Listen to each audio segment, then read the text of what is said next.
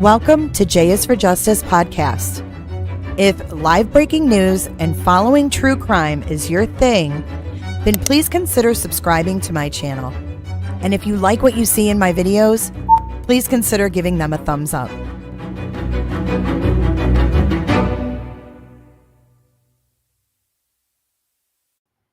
Hey everybody, happy Saturday. I hope you guys are all having a great Saturday evening. Thanks for joining on this live stream. We don't typically do these night streams, but I'm excited about this one. I was just watching a little bit of the Sebastian Rogers vigil that was streaming live on Facebook, and I noticed that the sheriff of Sumner County was actually there, which I thought was pretty cool. I couldn't hear it very well, but welcome. We are going to have Smiley Stories World and Trevor Lee on tonight to talk about this case that just keeps getting weirder and more confusing by the day when it really shouldn't, right? I mean, a missing child should not be this confusing, I don't think. But I want to say that Smiley has joined us live. I'm going to go ahead and bring our Smiley story up on panel. Hey, girl. Hey, sorry, I saw you was going live, and I'm like, my times are mixed up or something. Oh, no, you're good. You're good. I just figured I'd go live a little bit before, and I was going to play some of that vigil, but I can't hear it very well. So how are you, sure. Miss Smiley? I'm good. How are you doing? I'm great. It's really nice to be able to finally talk with you. Yeah, you too. I love you. I love you too. We are big fans of Smiley. We thought you did such a wonderful job with the Chris Proudfoot interview. Oh, thank you. You did. Thank you. I mean, you asked the tough questions and you did it in such a way where I liked the way you did it. You did it. You did a really good job. Yeah. What was that like for you? At first, it was kind of scary because I was on another live, and there was two other people up there, and it was very unexpected.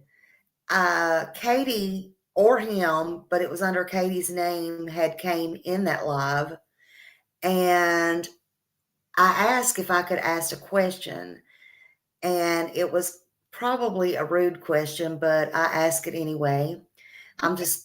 Chris says he's blunt. Well, I'm kind of blunt too. And I asked the question, and it pertained to did money and Social Security and stuff like that. I'm just like, I hope you told them or stopped if Sebastian was getting the check, at least put it on hold or something like that. And all of a sudden I was getting ring, go live now, right now. And I'm like, oh my God, Chris is calling me on Messenger. And the other person said, well, they can come up here. And I'm like, and he's like, no, you're live right now. And I was like, oh my God. And I'm not real, I've done Summer Wells, but I just kind of did that out of the goodness of my heart. And I just do things. I just think I'm a regular person. And so, I was like, oh no, I really stepped in it. And I was really scared. I really was. And I didn't know it was like impromptu like that. I thought you guys had planned it with him. No, well, about a week or so before that, I wanted to ask him something, and I wanted to ask him one question, and I asked it on one of the Facebook posts, and it kept getting. They didn't want me to do it there. It kept getting deleted, so I did message him about that, and I said, look, I'm just blunt. And I said, I just figured like anything else, I'll just go to the horse itself. And that kind of got put out by a clip channel, which was fine because that's my, friend of mine. Mm-hmm. But another person just kind of asked that question and for me or to their advantage, I believe. And he knew it because he come back, and instead of answering me, I thought he didn't read those. And I asked 2 more questions in private. I never expected this to blow up like it has. I never expected that. And he told me he went back to, they finally made me edited the question and they put it there. And when about the time that I messaged him, he put it not to me in private. He put it back on the messenger. I mean, on the Facebook On the page. Facebook. And he said, I did see your thing and I will come live on your chat sometime or whatever. But when I was on this live with these people, I never thought that he was going to pull me off of a live and do this impromptu like So what do you think triggered him to wanna? I think that if it was Katie really, I think that he got mad about the money question because if it was her or him, they said, "What money?" And so anyway, I jumped down. He wanted the live right then, and I jumped down. I said, "Okay." And I just told him I had to go to the bathroom. I'll be right back. I'll finish my live. And when he was literally blowing up my phone when I got on live. I didn't have time to do the So intro he or nothing. really wanted to get that out. Yes, he did. And I think that's why he was mad. He come on there like this and was I know that's what he was doing. I have some clips from that I wanna play. Yeah. You actually, I mean, we were talking about it in our Discord and watching, and we're like, we were cheering you on, man. We love you. Yeah. So let's watch a couple of clips from Smiley and Chris Proudfoot. So this is Smiley on the spot.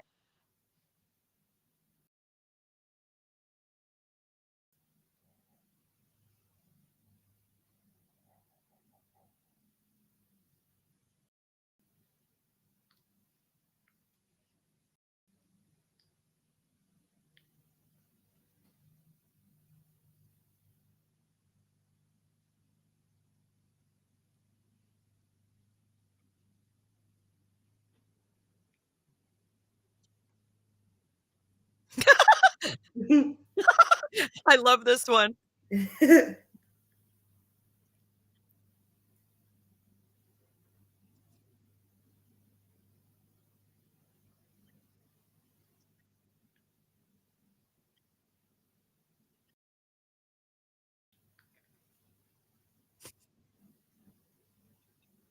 Yeah.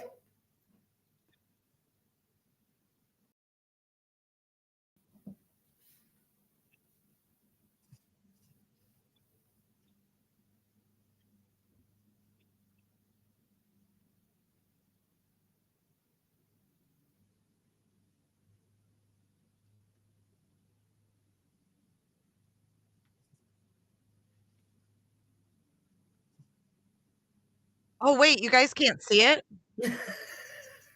You guys can't see it? No. Oh my God. I'm sitting here laughing. Smiley.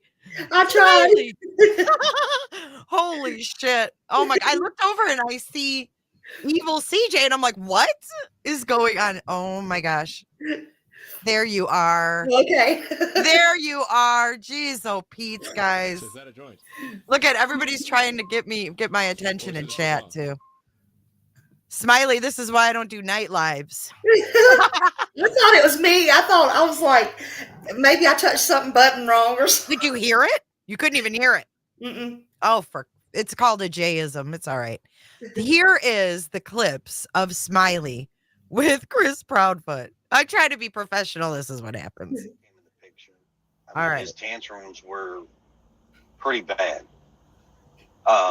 He boosted. I mean, to the point. I mean, So I'm not dragging Seth, his mom, his sister, my wife. I'm not dragging people through the mud. So what is in the past is the past, and that really needs to die. And I'm saying that for everybody to hear, to include all parties involved with this situation. JLR, back to him again. And I hate to keep bringing him up because you're on here. I thought you were and I want laughing to talk about to you. JLR. I want to talk to you. And I want No, to that's fine. I love this not part. JLR, but what I want to say is one other thing you have to take in consideration, him going to all these places, not just to help Sebastian, but all these other people. That's not free. You got to remember that that's not free. So I'm just saying. Right, but if I'm on his show, we're talking about my son's case. I understand. There is a situation of my son, not everybody else's. You know, and I know he's doing his thing, and I appreciate it. What I don't appreciate is some of the stuff he does put out there that he when I've asked the guy, I said, do you have proof? Do you have physical evidence that I am anything what you say? Right. And he doesn't. So then keep my name out of your mouth. Ask them simple questions or, whatever about your work and stuff. Like, did you talk to Sebastian and, stuff like that. But, basically. Smiley, I have a question about this. So we were watching this one and we were like, is he listening to a scanner? I know he told you he was at work. I think it was a scanner. The more I thought about it, I thought that sounds like a scanner because I've worked in hospitals and stuff, and he said he was at Vanderbilt, but I don't know, man. That sounds like a scanner. So we were trying to figure out if you had the scanner going or if it was him. And then he was like saying he was at work, but then right after this interview, he was like, oh, well, my work's on hold. So yeah, I was like, well, damn, how could he have been working and like he's on and then somebody else left a comment on my video and they said that their husband or father-in-law was a crane operator, like one of those big cranes. Yeah. And they said that it's like a safety hazard to have one earbud in listening to the radio and one being on the phone. Yes, it is. It is a safety hazard. So I was thinking he was probably at home. I'm thinking he's probably at home. He lies so much. Right. Somebody wants to know FBI. Yeah. Smiley, are you FBI? Danielle wants to know. Shh. She can't tell, Danielle. Somebody wrote in my comments one day something about, who do you think you are, the police? I said, shh. Yeah, I do. Maybe. I said, maybe. How do you know I'm not? That's so funny. I love it. I love it. Yeah. So we were like, what is he listening? It's on a work radio. I think it's a scanner. Yeah, I think it is. I think they were listening to make sure the cops didn't come get them. Yeah. Because then if you fast forward and where Nancy Grace was talking to them and the siren goes off, I was like, it sounds like it stops right next to them. And they're both stoned. Like they don't move. Yes. It's weird.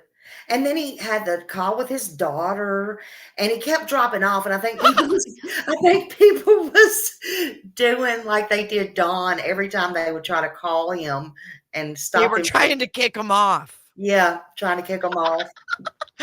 Oh, man. Okay, let's finish watching these clips here. Okay. It's just great.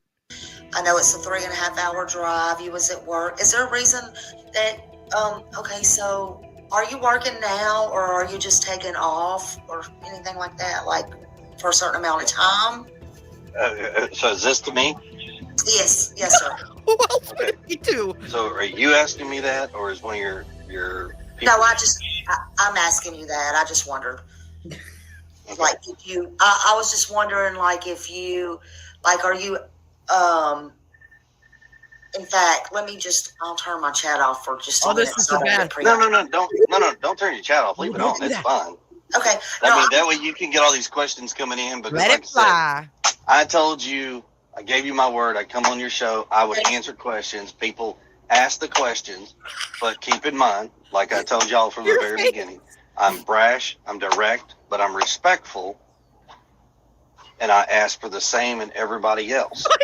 Yeah, and I told them a while ago, just please be respectful because I wasn't expecting this. Like, please be respectful, y'all, because...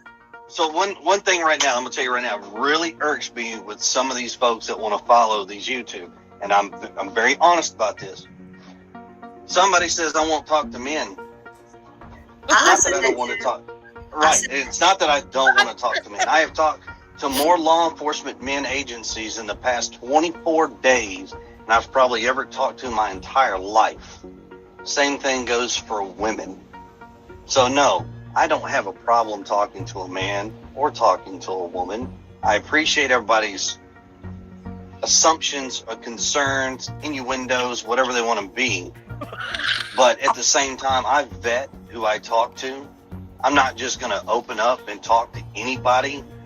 And I will put this out there. JLR, everybody wants me to talk to this guy. Give him a chance. That's just my honest opinion.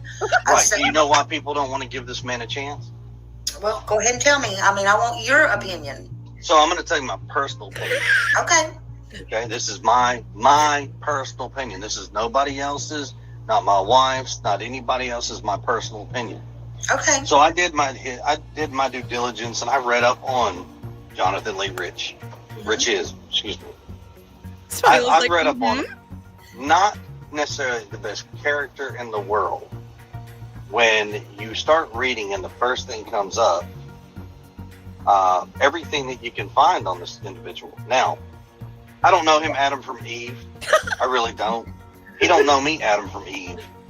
But when he opens his mouth and goes out there and starts spreading lies, and yes, lies, because unless you got hardcore evidence that I'm an abusive husband, abusive father, I've got a restraining order against me, unless you got proof, don't open your mouth. Because it's real simple.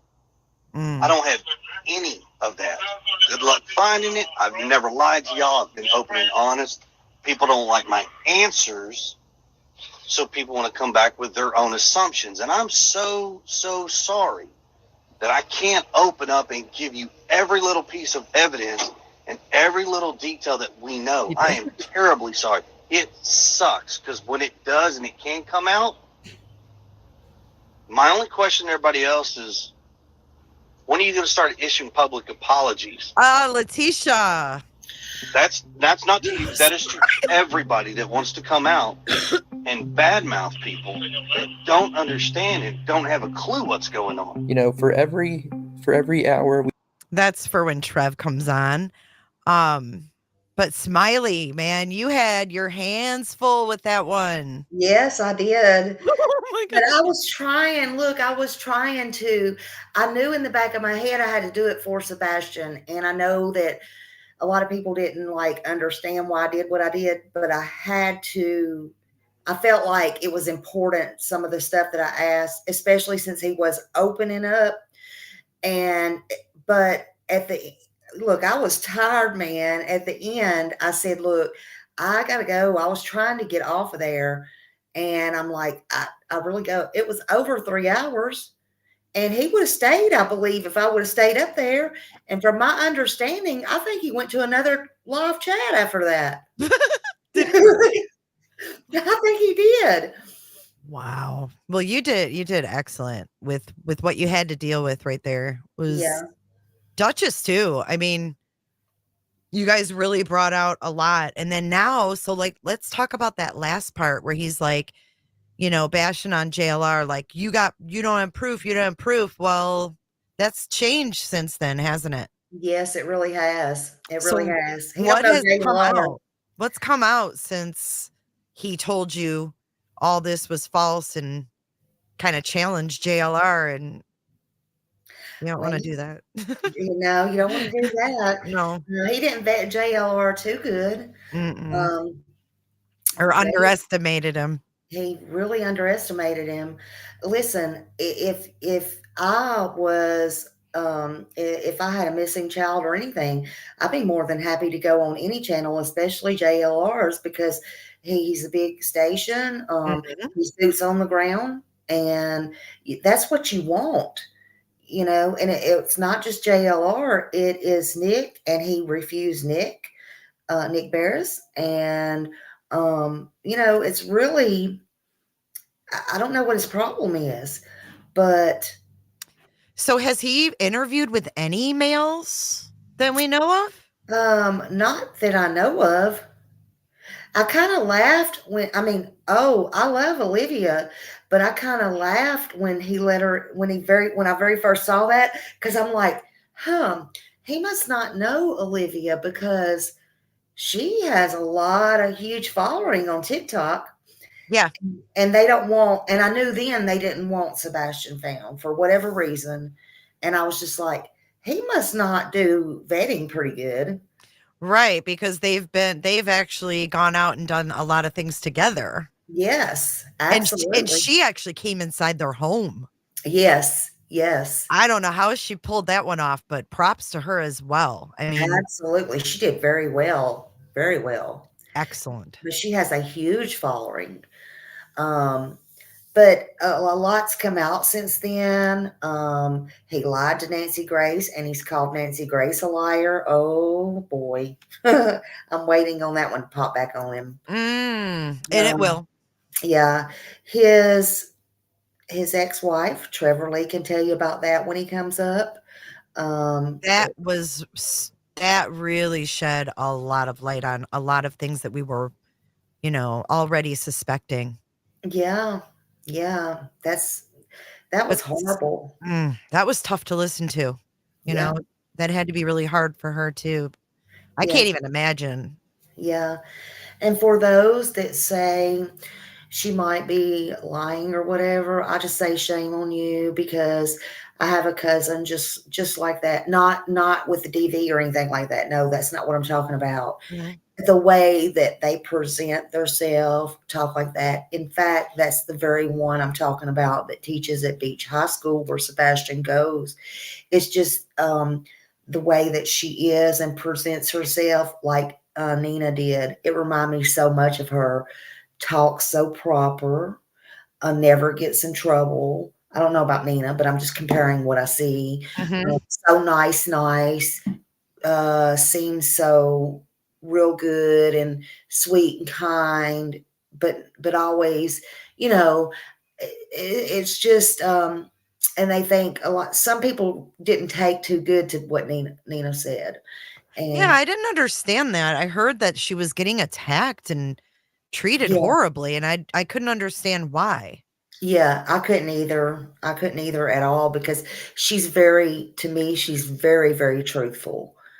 Very Yeah, truthful. I mean, her emotion was I don't think you can deny that at all, and I'm like a real skeptic. I don't believe half these people on YouTube, I sit Mhm. back and I'm like, "Fuck, that shit's fake," but her, I could feel her emotion, and for those of us that have been in relationships, maybe not that severe, Mhm. but with those same tendencies, Yes. we can relate to those same tendencies and how you would feel and how you just kind of push yourself more and more inside, and what they're doing is wrong. You know that whatever's going on around your children is wrong, but you've got all these variables going on, and maybe it's the people that can't understand that.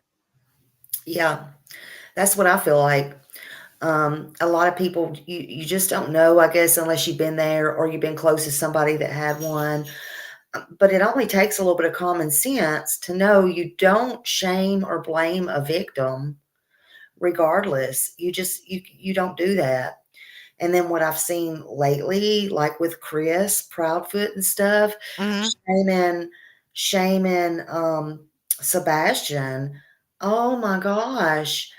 When Seth come out and told what he did, because that man has a breaking point, and even Katie, what she's posting and stuff now on her Facebook, about blaming him for coming out telling that. I mean, it's like, are you kidding me? You don't shame a child. You don't shame a child that is disabled, and you don't shame somebody that has been abused. I mean, that's just, you don't do that. Mhm. And you did the same thing when you have a 15-year-old and you come out and said he was wearing diapers to the world. And, and I thought about that too. I asked the question, but you didn't have to answer it. However, I thought about that today and I thought, you're sending him to high school with those, probably. And what about that? You Mhm. know, what about that? How embarrassing for him. Seth said he didn't need those when he come to his house. He wanted those pulled off of him as soon as he come to the house. That's sad. Did you hear? I'm so troubled by Pascal's show last night. I'm so troubled. I didn't even. I felt so uncomfortable listening to it. But when he said that they sent him over with a diaper or a pull-up, and that he wasn't allowed to wear underwear back to Katie's house when he left Seth's, and Yeah. like he said that. And then he went a step further, and this is what makes me believe the mess, is that he went a step further and said that Katie kind of caved and gave him another chance with undies, and that he wet in them, and that was Chris telling Sebastian that he threw his mother under the bus with that one. Yeah. So was Katie and Sebastian both punished for that? You know, where are the limits here? Yeah. Probably, and a lot of people have speculated, of course it's just speculation, that it's possible, and it makes a lot of sense, but again, it's speculation, it can't be proven, especially if they weren't looking for it, that maybe he slept on an air mattress on top of the mattress, and maybe that's what was so heavy, and or they had plastic all around on his bed, in case something come out at nighttime. Trevor is backstage. Let's bring him up. Yay! Yay! Love Trevor. Hey, Trev. Hey Hey, guys. Trevor. Hey Jay, sorry for being late. I apparently can't keep track of time. Oh, you're perfect. Smiley was early, so she made up for the few minutes that you were after 8. You're good. Thanks for coming on. Okay. Of course, thanks for having me. Yeah, I appreciate it. I was just telling we were playing some clips, so I've got a clip of you, and I really loved what you had to say on Duchess's channel. But everybody, welcome Trevor Lee to the panel. Hey, Trevor.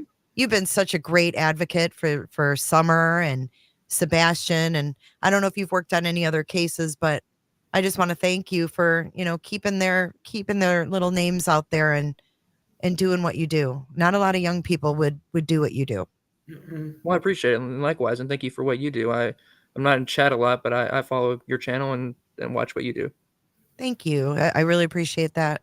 You guys are both good eggs in my book, and I'm really honored to have both of you up here on the panel. Thank you. I want to play this clip of Trevor, and this was kind of at the end of Duchess's, and I think it was so simple, but I think it just says a lot about who he is and why he's here. So let's take a listen. And there's the beautiful Smiley. Don't understand it. Don't have a clue what's going on. For every hour we sit and spend speculating is an hour that Sebastian is possibly out in the cold. And so that really puts into perspective of what we're really here for, is to bring this kid home and let things fall where they must. If there's in this case, it seems cut and dry. In some cases it's not. But whatever happens after happens after. But we have to bring this kid home. And I thought that was, that's what it's all about, right? Yes. Absolutely. So have you guys watched any of this vigil tonight? Did you catch any of it? I was just trying to catch the end of it. And that's when I saw you go live, and I'm like, oh no, I'm late. Oh no, you're not. Actually, I thought it started at 6 Eastern, but I guess it was 7 Eastern. But I have a little bit of, you can't hear it very well, but I wanted to share it if you guys don't mind. No, that's fine. Just make sure I share the right tab. So I noticed though that I don't know his name, the sheriff of Sumner County. Craddock? The dark-haired man. He's been leading the searches and all that. He was there. Oh, okay. Has he been going, Trevor, to these things? I haven't heard that he has been at. I haven't heard anything to the contrary, but I haven't heard that he was at any of the other vigils. No. I thought that was really interesting. I kind of liked that. So let's play a little bit. This is where they start talking, and I think Seth's mother is there with him. From what I could hear. Let me know if I need to boost it though for you guys. It's low. Hold on. Absolutely. Here we go. My name is Don Schmidt. I'm the Sumner County Commissioner for District 18. When Sebastian was first reported missing, I went down to the command center on Long Hollow Pike and took a tour inside there to get an inside look at what was going on. And I want the community to know something, because I get there's a lot of speculation out there. It's human nature, and I don't blame anyone one way or the other for that. But our law enforcement, our sheriff's department, I spoke with those men and women. I mean, you can just see it on their faces. They want Sebastian home. They are working around the clock. If this was my kid, Lord knows, these are the men and women I would want on my team looking for my son. Our emergency management has done a great job. Mr. Widener is taking one of the news agencies on it for, and just to show them what they're doing. They've been totally upfront with everybody. But you know, the Monday that we had our commission meeting, I remember hearing our mayor say he had to return to the command center, to get updates and briefed. And I thought to myself as a parent, I'm thinking, maybe this kid just wandered off somewhere. I'm sitting at my workstation on the floor of the commission that night thinking, maybe just wandered. I didn't know what to think. All I needed to do was pray and just keep the algorithms in social media going. And that means sharing his flyer, his picture. It may sound redundant to some folks. The audio is horrible. Then this truck drives by, Smiley. Wow. Yeah. But that's the sheriff guy, right? That's the commissioner, right? The one in speaking, that's And the the commissioner. vest? Yeah. What is a commissioner? We don't have those here. He's a politician. So he's like a local, like maybe like city council type thing. Oh, okay. I thought he was part of the Sumner County Sheriff.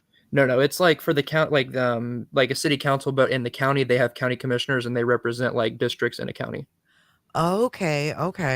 So has he spoken in other press conferences? Vigils, yes. Not press conferences, but he has been at other vigils. He streamed one of the vigils and he uses his platform a lot to post about Sebastian. Oh, that's so nice. Okay, I was really confused at who that was, and I was like, gosh, if that's the sheriff, why isn't all the media there, man? I'm like, what's going on? I'm missing something here. All right, let's see. I think after him is when actually Seth's mother speaks. And that bird is going crazy. How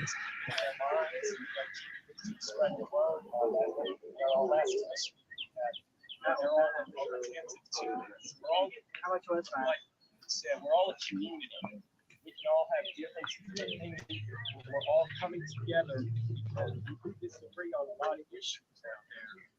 But when it comes to a child, that's something that we all, no matter where we stand on anything, we all come together. This is a kid. I'm not going to lose hope. I'm not going to stop praying. I said to people, do not allow your mind to steer you to the worst case scenario. I get it. I'm a dad. I mean, your mind does that. I totally understand that. Keep praying. Keep talking to your neighbors, spreading those flyers out. You know, a lot of people don't watch your news. I get it. Sometimes we just don't want to see bad stuff. But, you know, if those people aren't watching the news and they're not aware of maybe what's going on, give them a flyer, show them a picture, keep the algorithms going. I'm going to stand committed to keep sharing this picture and flyer until he's brought home. I have faith. I believe in God, and I have faith in him that he's going to bring his kid back. And we're not going to stop working until that happens. Thank you.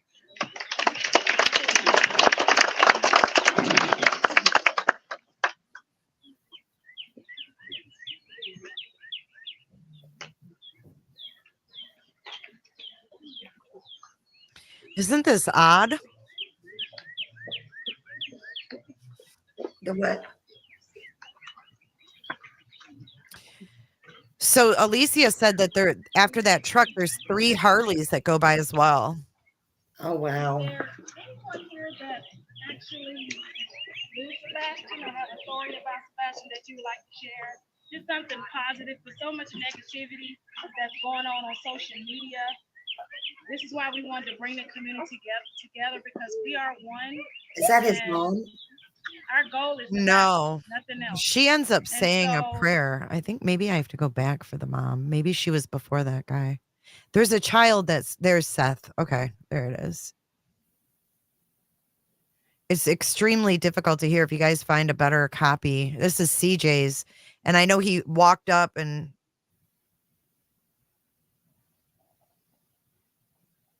he was live, so I'm gonna have to go back. Okay, here we go. He is the most hardworking individual I've ever met. Let me go back a minute. There's a child screaming too, so FYI. And ever since then, it is such a heavy burden in my heart for this child, I don't know who this guy is. for his family, that I'm so dedicated to him. I'm dedicated to doing whatever Who is that?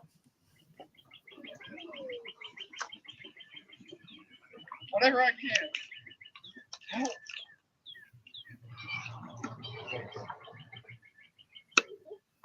Oh, I don't know who that is. Wait, is that the guy that's been helping Seth? You guys? Trevor? Do It you know sounds who like it is? it sounds like him, Jaden. Okay, so do you yeah. know Jaden? I've met him. Yeah, Is he from Tennessee? yeah. He's very local. He's like a town up from where Sebastian went missing. Oh, did you see the post on Facebook about him today? Yeah. Is that true? I don't know. There's You don't know. there's so much to that. I talked to him a little bit, but I missed some of that. I mean, is he okay? Like, yeah. all right, because I know someone said they were like searching for him, and I'm like, this is just not what this case needs. No, he did call law enforcement, and they said they weren't looking for him.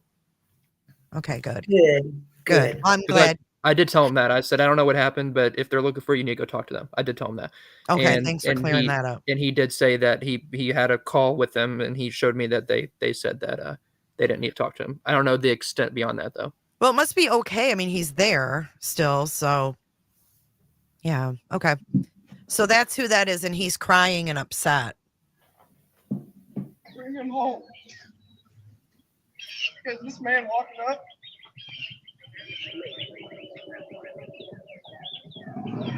I want to thank everybody that's There's the freaking motorcycles. Oh no. That is so done on purpose and rude.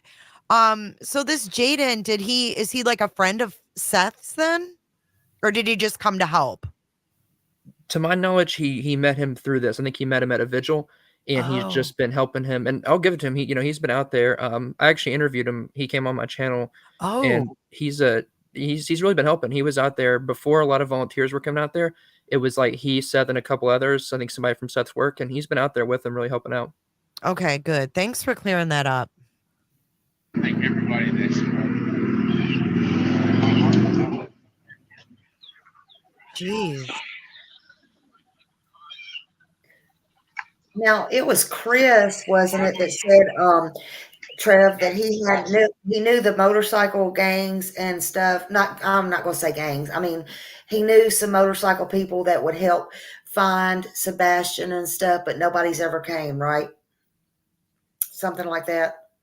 Yeah, they mentioned they talked about the groups because they definitely talked about how they're associated with with bikers to whatever extent that is. I don't know, but they definitely mentioned that because they went out and rode, I think, that one time, and a lot of people scrutinized it, and they kind of tried to pull it back and talking about how those are people that would help.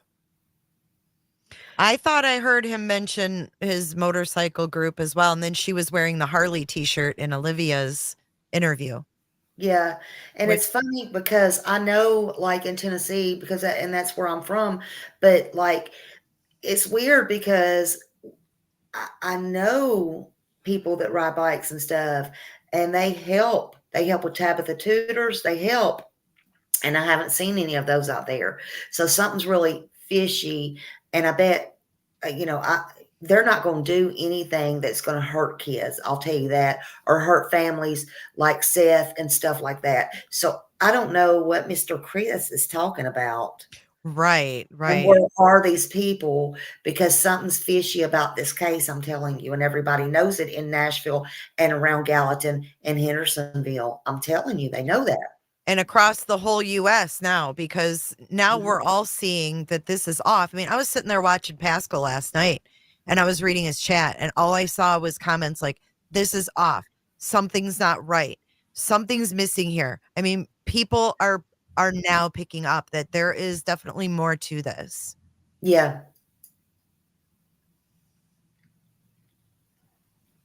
And Trevor, thank you for clearing that up, because anytime we can, dispel any rumors, I would love to do that. Learning. We'll find him. We'll find him alive. We'll find him well. That is all it is. God will. God will never stop. I just want to speak. I just want to speak on this man right here. See that truck again? He is the most Mhm. dedicated individual I've ever met in my life. I know.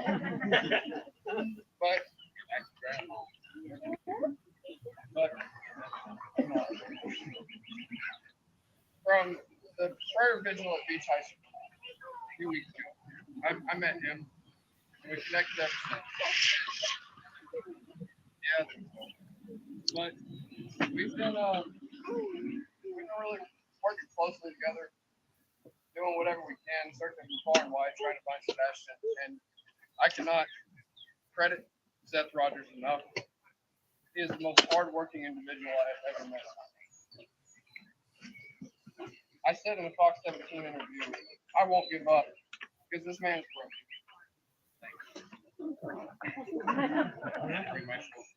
Yeah.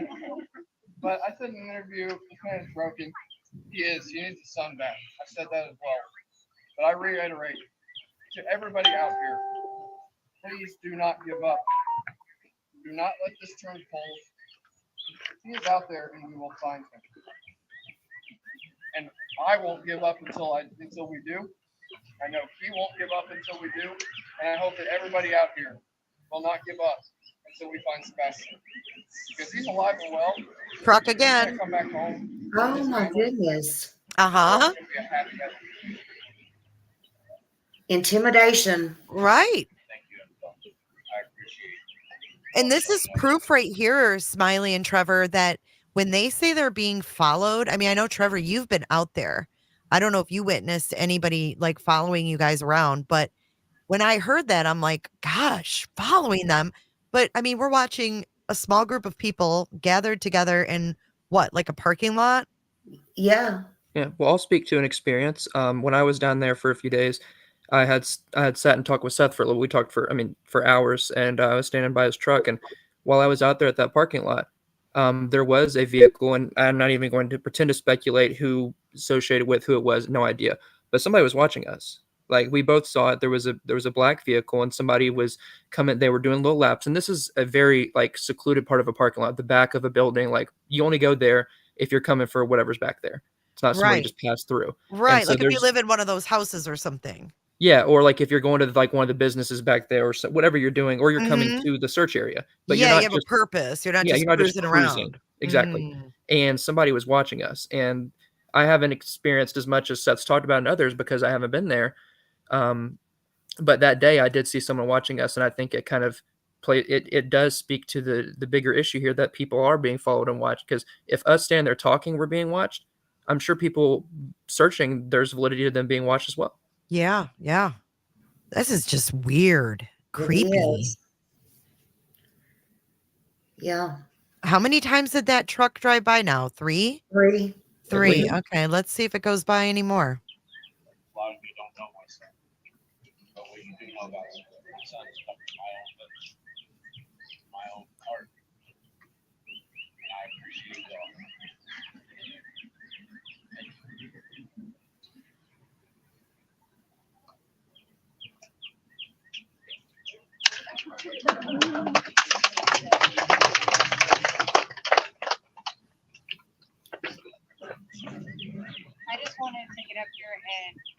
rudder. I mean, the rudder has. They let us be out here in the parking lot every single day until he comes home.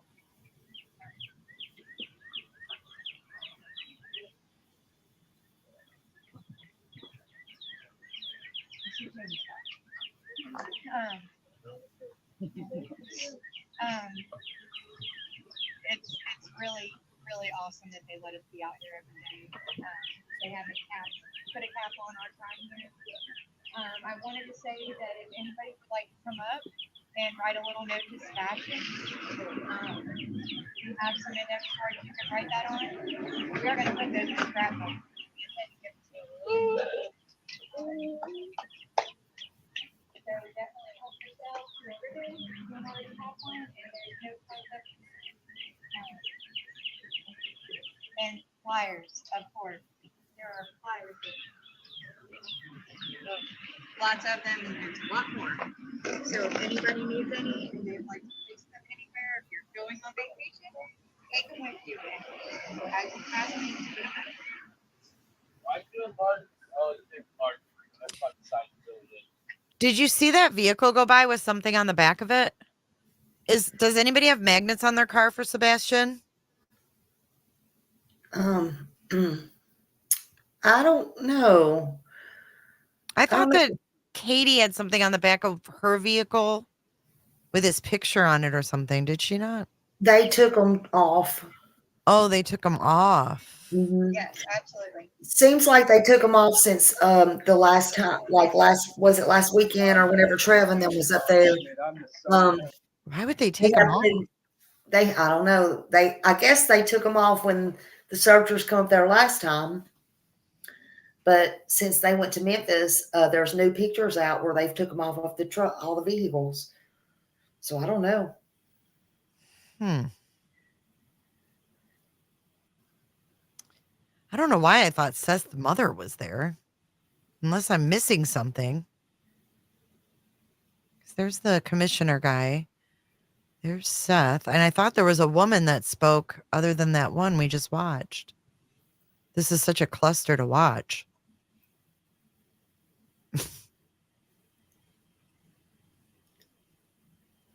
So, Trev, do you plan on going out and searching more? Yeah, absolutely. What's your plans with this? Yeah, when I can make it back out, I definitely plan to. My hope is, that he's found before I can. But if this does continue to drag on, I want to, when I'm able to, make another trip out there. Let's see if we've got any questions in chat for either one of you. If you guys have questions for them, go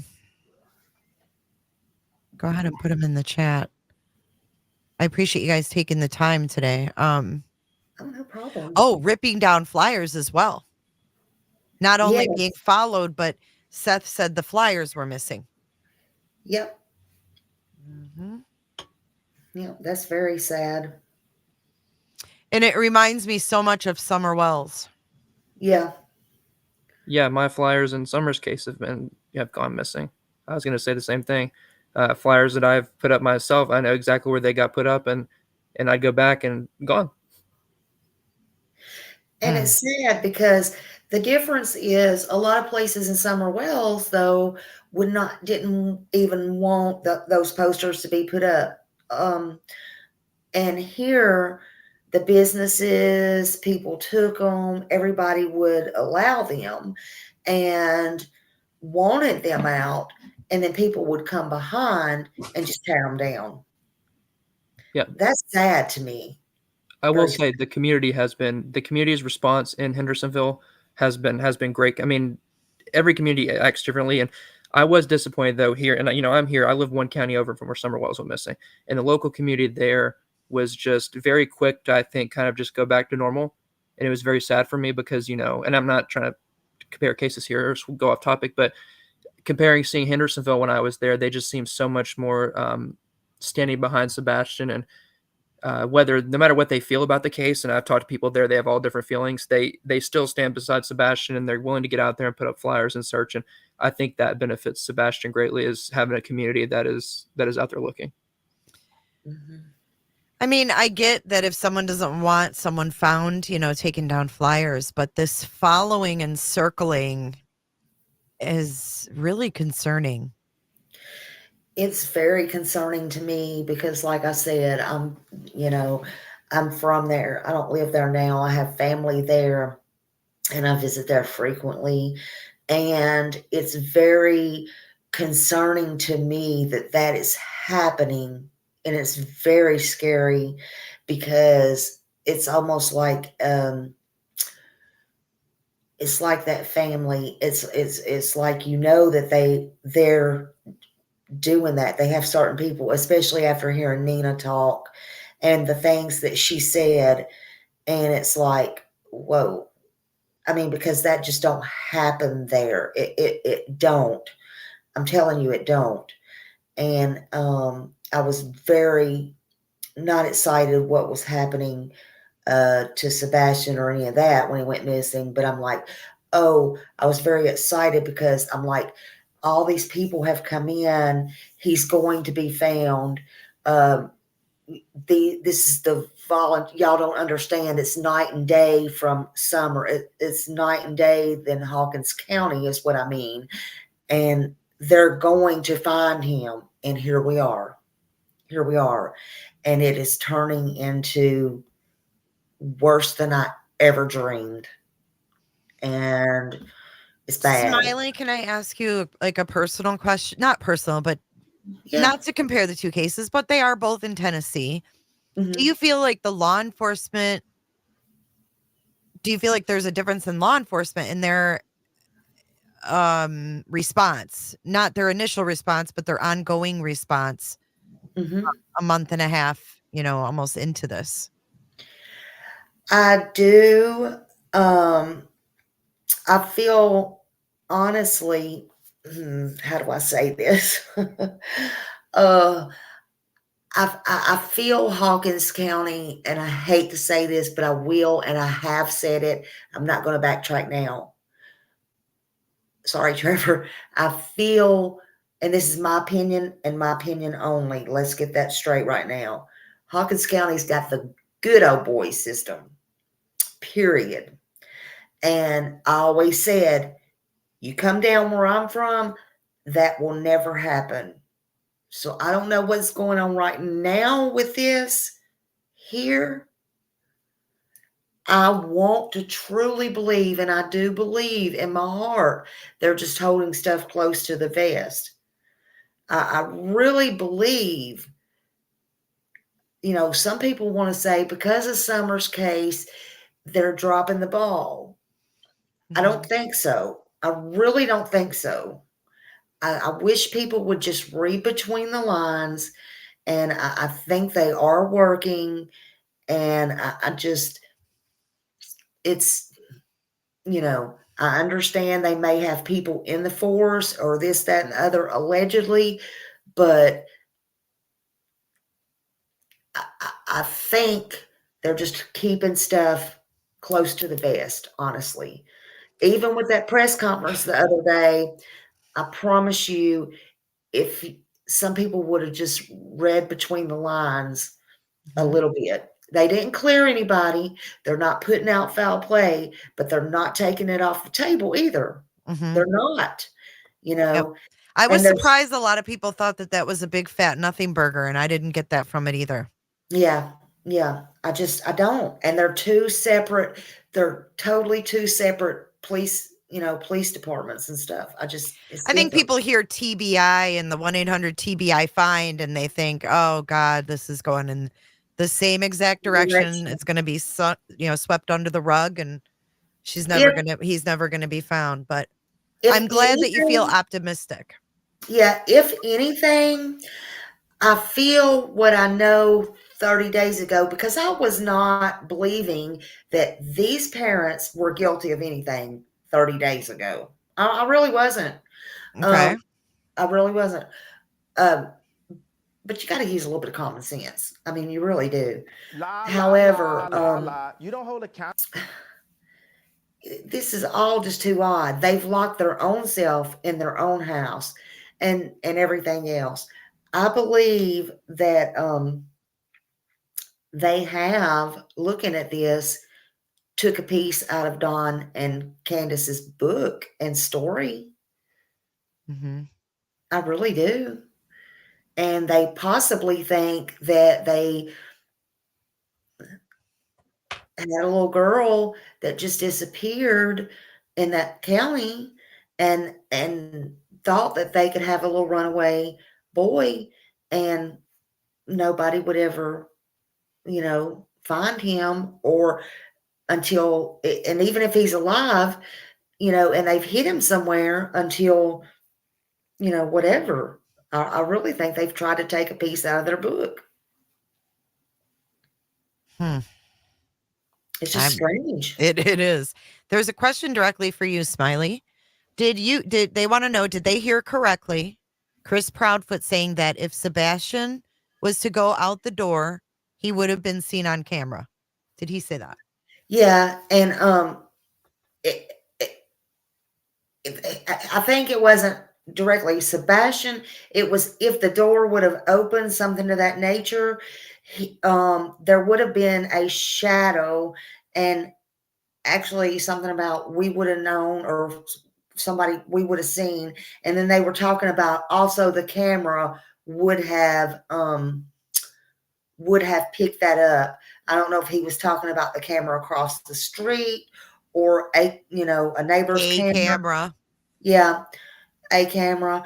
But also that's where he said, and then when the door would open, you would have saw the shadow on the wall, which I also got to thinking about that. And I thought, what do you mean? I thought by that time, even if it was her, she was in the bed. So, who is we, and would have saw, even if he was using that in a different language, like even if he wasn't there, like either he put himself there again for the second or third time, or somebody was on that couch, or I mean, what do you mean we would have saw the shadow on the wall? Could you see it from the bedroom? I mean, I don't know what they meant by that. Mm-hmm. Yeah, I can kind of touch on the camera thing if you want.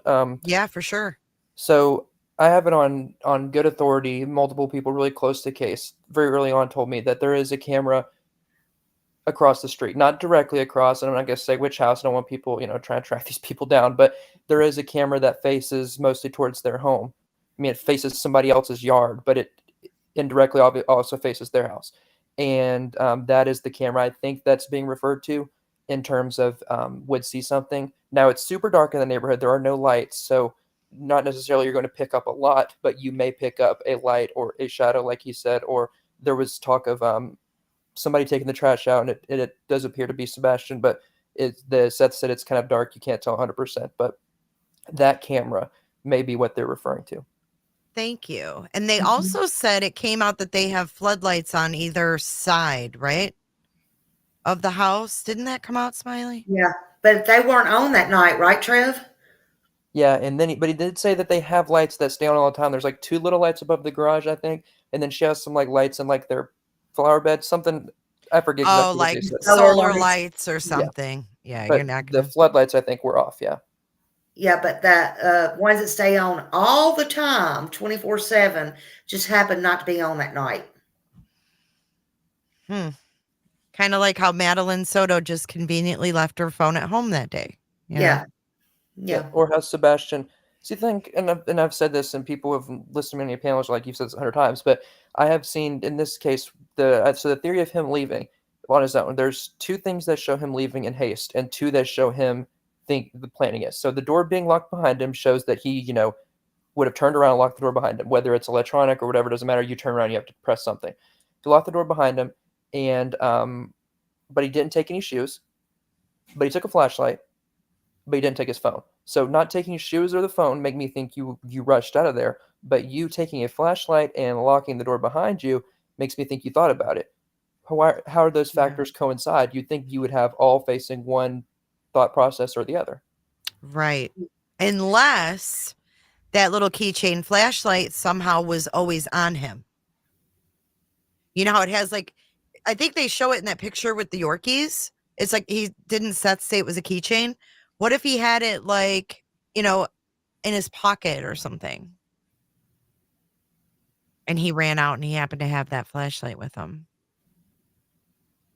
Yeah, absolutely, and that's definitely possible. I mean, it obviously is something that they knew to see as missing, and that he would have thought to take with him if he, in the theory that he walked out. So it does sound like something he kept with him. Mm. They also said that he would never go outside barefooted because also he had trauma when he was traumatized when he was younger with the fire ants. And you got to realize that's Mhm. not like just us stepping on fire ants or whatever. Right. He thought it was a mud pile, and he was traumatized, so he never went anywhere without any shoes or socks. Well, Mhm. I had heard before that I didn't know anything. It's like all of his shoes was accounted for. Kept being this big thing about the shoes, the shoes, the shoes. And so I had heard that he took the trash out always with slippers on. So I thought, and then I found out they kept all the shoes by the door, and they had to couldn't wear the shoes in the house. And that was verified by Chris and different places. I kept hearing stuff like that around. So when I got the interview, I thought to think about that, and I asked Katie, and it was the way I worded the question and asked. I said, "Look," I said, "So how do you know he went out the front door? We got through all that, and then I said, so are you sure that the shoes are accounted for?" Or however I said it. I said, "But how do you know that he didn't slip on his or take his shoes?" And then I added, or the slippers that I specifically asked that. I said, or the slippers that he always took the trash out in. And she did not correct me on that. She did not do anything. And she said, blase, blase, whatever she said. She didn't say, "Oh, what slippers?" Yes, she didn't say anything about that, or we didn't have slippers. Like it was just normal. Like that. Yeah. That's what he would have done. Yeah. Hmm. So you tell me. And another thing, she never mentioned everything else normal about that day. She did not mention a bath for him that day or that night. I mean, didn't fit none of that in to the schedule. Olivia asked about her day. She told the day from morning, everything she did from getting up to cooking breakfast to FaceTiming somebody, all of his favorite things. Not a bath. It was a school day the next day. I mean, nothing like that. We still yet to this day to hear about bath time. But I tell you what I did hear. I heard somewhere else, not on mine, where she talked about her taking a bath. That's odd to me. Hmm. So when would she have squeezed the bath in? Because we have Yeah. them at the Texas Roadhouse. Then they get home. He plays for a little bit. Then it's about 9 o'clock by then, and she's laying on the couch. She says, "Go to bed," and he did. And then she's on the phone with Chris for 3 hours, and he says, "Wake up and go to bed." Yeah. None of it makes sense. But when would she have squeezed a bath in there? I don't know. I don't know. Weird. So another thing that I'm confused about, and maybe you guys can clear it up, the scent. Seth is adamant. No scent, no scent. Chris is adamant. Yes, there was. In the dispatch, we hear that there was a scent of something to the retention pond and there were footprints. Can you expand on that at all? Do you know anything beyond that? Trevor, you answer that, and then I have something to say to that. Okay.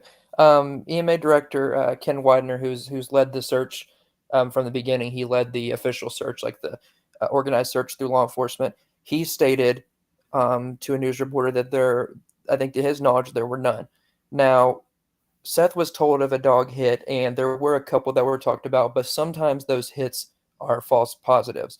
They had a handful of dogs out there, I think maybe between 6 and 12, a good amount of dogs. And if you have one that hits on it, and then if they say bring another one and it's not, sometimes they can determine it as a false positive, or, if it just doesn't make sense. Like they talked about the retention pond. If the scent led over the retention pond, like Chris is adamant about, how does it end there? Because your theory is if it ends at water, the person's in the water. Well, that water is not very high at all. They drained it, but it also is just not that high at all. So how would you get to the water and then your scent just disappear? Did he get to the water and then just vanish? I mean, like, I'm not trying to be funny, but you have to think with No, I logic. get what you're Your saying. scent No. can't just stop if there's no plausible explanation for how your scent ended.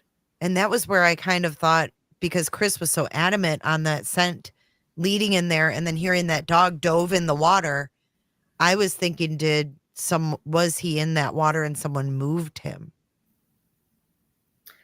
Chris said another time, I think it was on the first interview, he didn't even know anything about a pond being drained. So I kind of take what he says about that with a grain of salt. But here's the thing, the picture, we touched on that about Sebastian taking out the trash was a little bit grainy, so we couldn't tell who it was. I, and only me, is going on the last video Seth got. And again, I could be wrong, but I'm only going on when TBI called him and Katie up there. He wanted to know what the last photo of was, the video of. Yeah, like Sign of Life, right? Yeah, and that was at the Texas Roadhouse coming out. So that's what I'm going to go on, not hearsay about, what was on the neighbors or what the neighbor said or cops or this or that. That's what I'm going to go on. So I'm thinking, well, maybe Katie could have, if anything, just a theory, in my opinion, could have had on all black, took out the trash herself. That's just me, if he didn't make it home. Now, here's the thing. Chris says the dogs hit outside all around the yard and the house and the trash cans and blah, blah, blah. The dogs did that. Seth says it didn't happen. Okay. Mm-hmm. And it dawned on me in a live yesterday. It just dawned on me. If the dogs did not hit outside that house, how in the heck could Sebastian have took the trash out? Good point. You would think his scent would be all over. Yeah, just wondering. I'm just thinking. Well, to be fair, they do differentiate between hits and a scent trail, because the idea if he wanders off, he's going to have a trail. You're going to be able to follow it to somewhere, that's where Chris is adamant there's a trail to the retention pond. My only question is, how does it just stop at the retention pond, which makes me think it may have been a false positive or something more sinister, and I hope that's not the case. But as far as hits, there may be hits all over the property, because like if a dog came out to search for my son at my house, it would probably hit all over the front yard. I park in the yard, I walk out, get the mail, I go out and take my dogs out, things of that nature. But a scent trail would indicate that you have walked. So if they don't have that, then sure, he's been in his yard sometimes, walking out to the school bus, back and forth, whatever. But he didn't take a path. He didn't walk, is what it sounds like to me. No. I just didn't like Chris's. He knew it was, 3 feet deep, that water, but then you're saying he said he didn't even know it was drained, but he knew how deep it was. And then he also knew that there was 2 different routes from their home to the construction site. One being a road, I think that he said was put in to connect the 2 neighborhoods, and then some other kind of path, and I don't know exactly where that is. But when I heard that dispatch and he said Max, followed this trail and dove into the water. I mean, I don't know, the dog diving in, like he didn't stop at the edge. He dove in that water. So does that mean that dog believes whatever he was smelling is in that water? Because what else would it be? What else is that dog following that he would dive in after? Do you get what I'm saying? I mean, if it's a false, what would be the false in that? Would it be, I mean, I don't know. I don't know like what the footprints they say they saw either, because we heard that on the 911. Mm-hmm. So dispatch. So was it somebody making footprints? And again, I'm not clear on that, because Trev may be able to answer that. I don't know if like what they want to know size shoe. So do they have a footprint with a shoe or a foot? I mean, it's very confusing.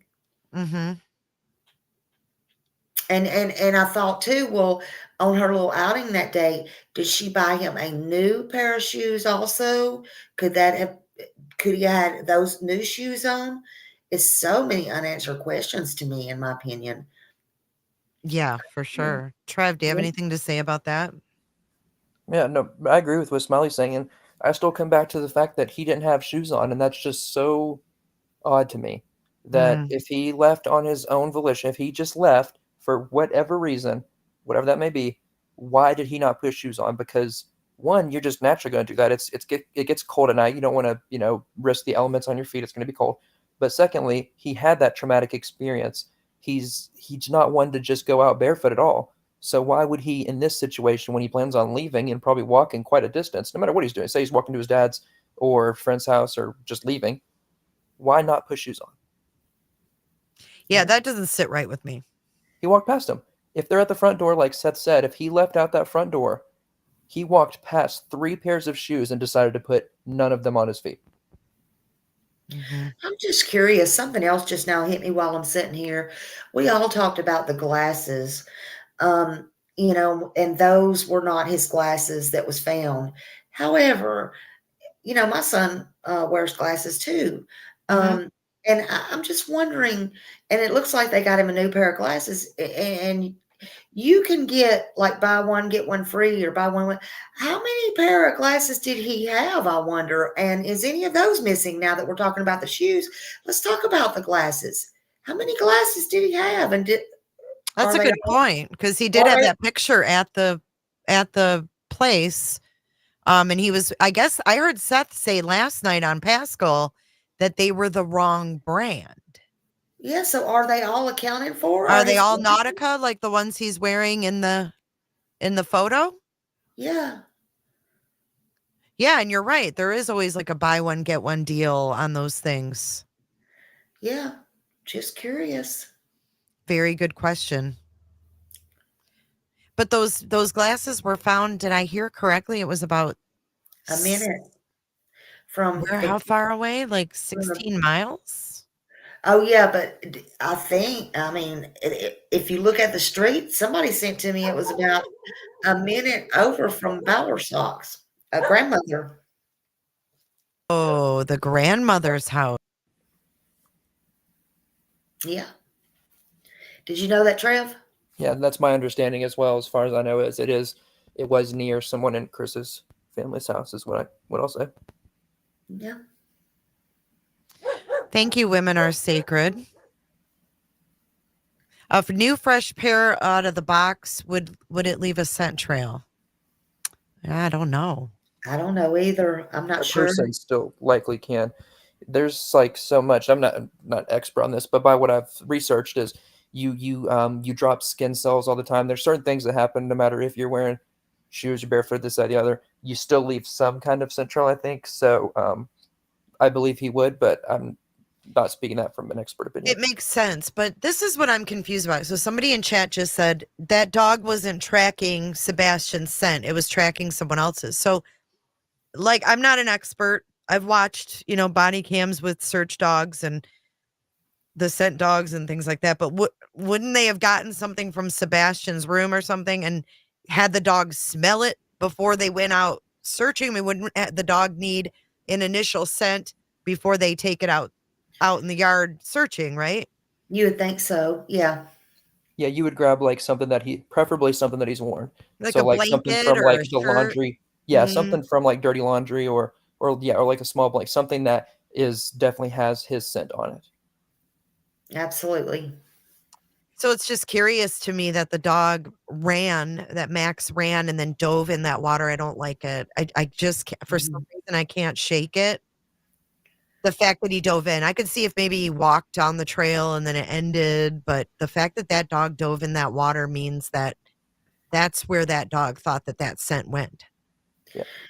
It just bothers me so much that there's no photo or no video of him coming out of the house at all, other than going to the restaurant with Katie Right.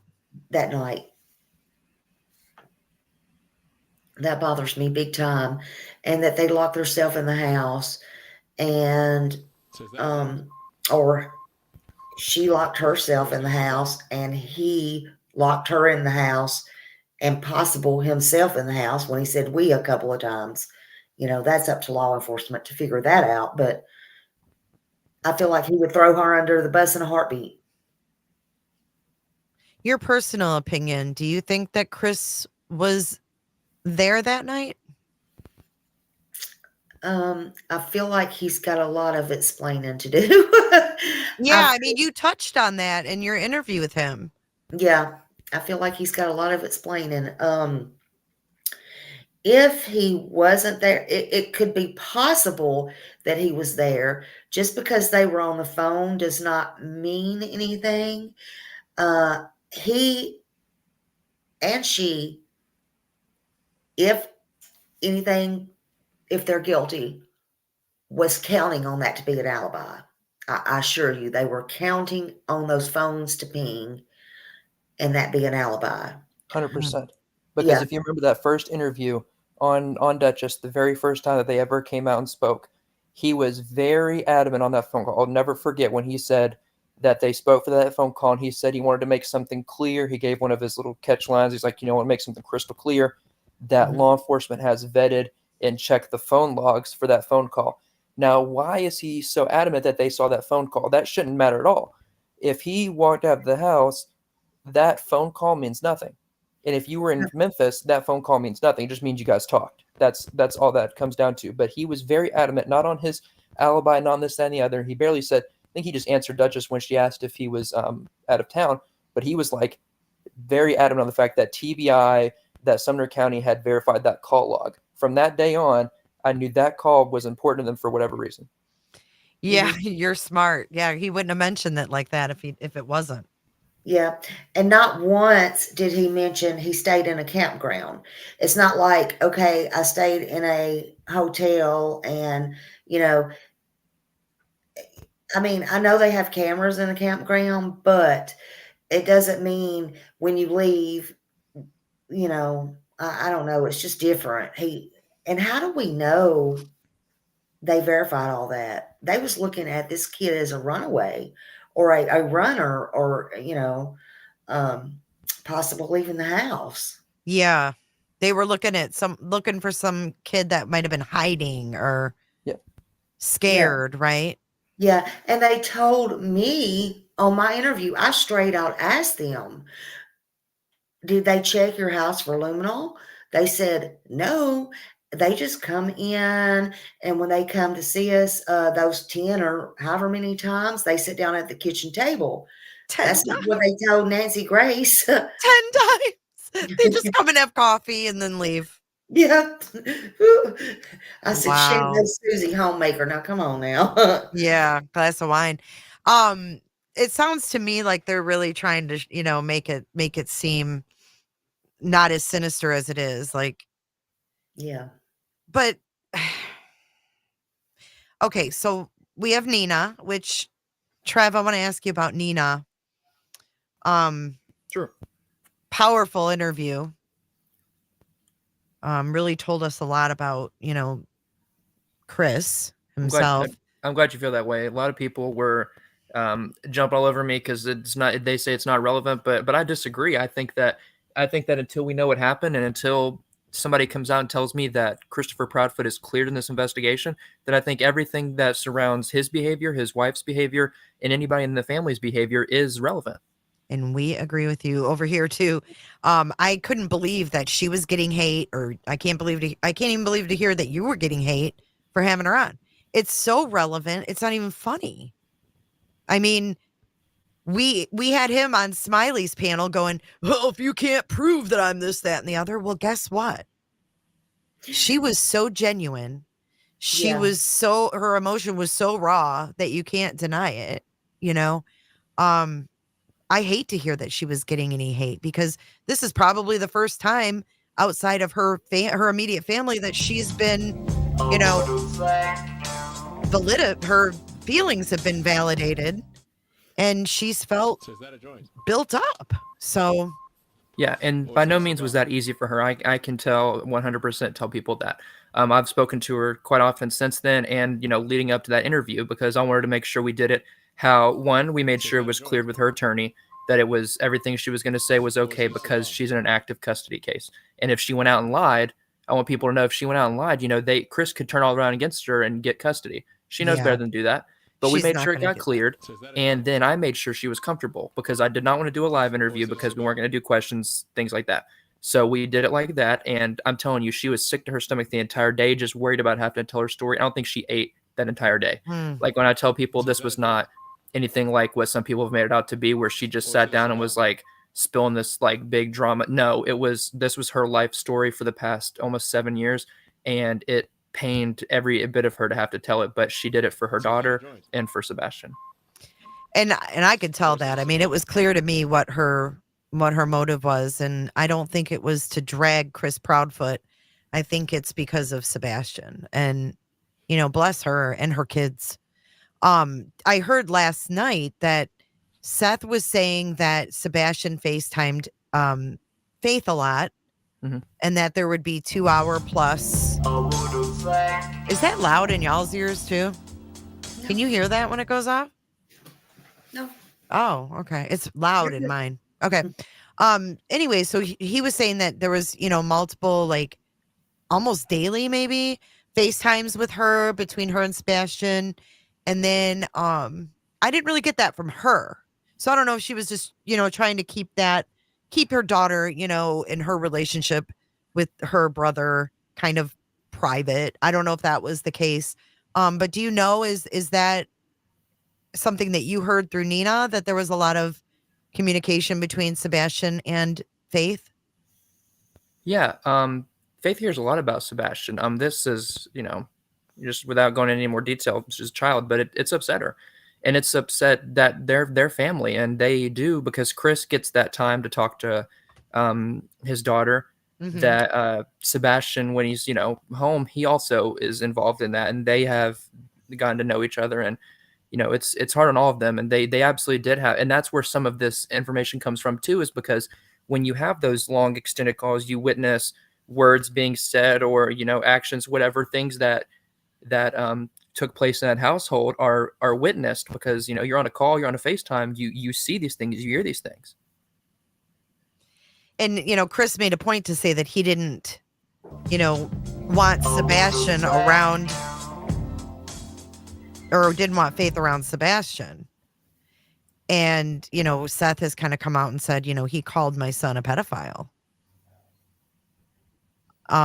Did you get any? I mean, I don't want to get too deep into this because I think it's a violation of Sebastian and Faith's, to go too far into it. But did you get the feeling that there was anything like that from Nina? I guess is my question. Did she seem concerned about any relationship with Sebastian? No. Thank you. And because it sounds to me like they probably, liked talking to each other, and being able to FaceTime was probably a good thing for Sebastian. Yeah. Because we all have to remember too, Sebastian is 15 physically, but he does operate lower, especially when it comes to socially, socially and emotionally is where he does operate a little younger, is how I'll put it, so when you have a child younger, not every 15-year-old will want to talk to a child Faith's age, but there's more of a connect there. There can be, because mentally, at least when you're talking about, like I said, in socially, it may be better for that. And so they definitely did talk and got along, and it was, to my knowledge, a great relationship. And I think everyone was taken back when Chris said that he doesn't want him around his daughter, and that's why I believed Seth when he told last night what the real reason was. When he said that Chris has been holding that above his head, I believed him, because I've never heard anybody to back that up. I've never heard anything that would make me already know what that was. And I've spoken to Nina at length, and plenty of things that I'm not going into. But the point is I've gotten a lot of the gist of what they feel, and what they heard, and a lot of it she shared, but I never got that they were concerned, which was weird to me. Why would she has that she obviously cares about her daughter a lot. She made that very clear in that 2-hour interview. Yes. So why would she not, be looking for nothing came up is with what I'm getting from that. I feel like she would be one that would be protecting her children no matter what. So Yeah. yeah, Especially I if it's mean, something, over like the FaceTime call and things that she could hear or see, so if nobody else was picking up on that, I'm just at a loss for how Chris was so adamant about it. so But then adamant. once Seth brought it up, it really made sense. And it was just, it was a It's shot in the just gut. another way to kind of victimize Sebastian. Yeah, and it's another way of control.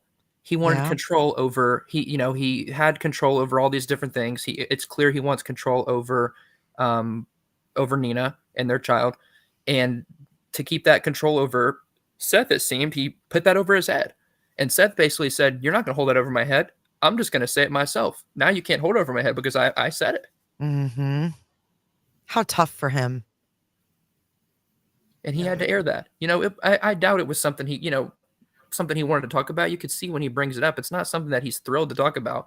Doesn't want to put that out there, but he doesn't want that being held above his head either. Like basically, like blackmail.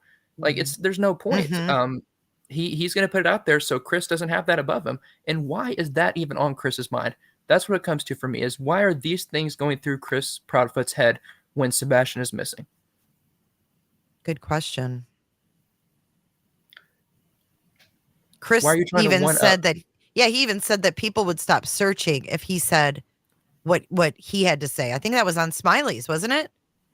It was. I think it was. I think it was on Justin on TikTok, I believe. Or Oh, okay. It was get Pascal, I think. I straight. think he mentioned on Pascal as well. Mm. yeah, But yeah. it I may have mean, been it's Justin. just intimidation is Chris Proudfoot's game. Yeah.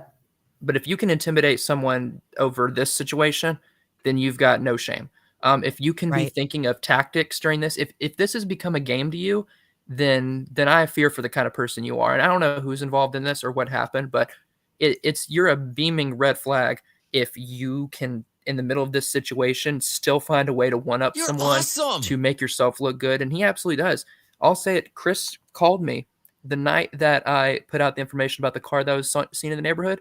And he spent that call talking about Christopher Proudfoot. He told me that why he doesn't like these YouTubers, why he doesn't like these certain journalists, why he's just like this and he's this kind of person, and why people shouldn't think of him this way, and what would happen if somebody showed up to his yard. Oh, this is the last house I'd want somebody to show up to. Inflating his own ego. He didn't stop once to talk to me about Sebastian or something I could put out about Sebastian or information that I can share, something that is about Sebastian. I sat with Seth for 5 hours and I learned a lot about Sebastian. And that's Yeah. not something I've ever learned from Chris Proudfoot. I'm gonna have to go back to my live that I did with him. It just dawned on me. Did he end that like he did with like Don Wells did, and he said, "I love y'all"? I think he did something he? like that.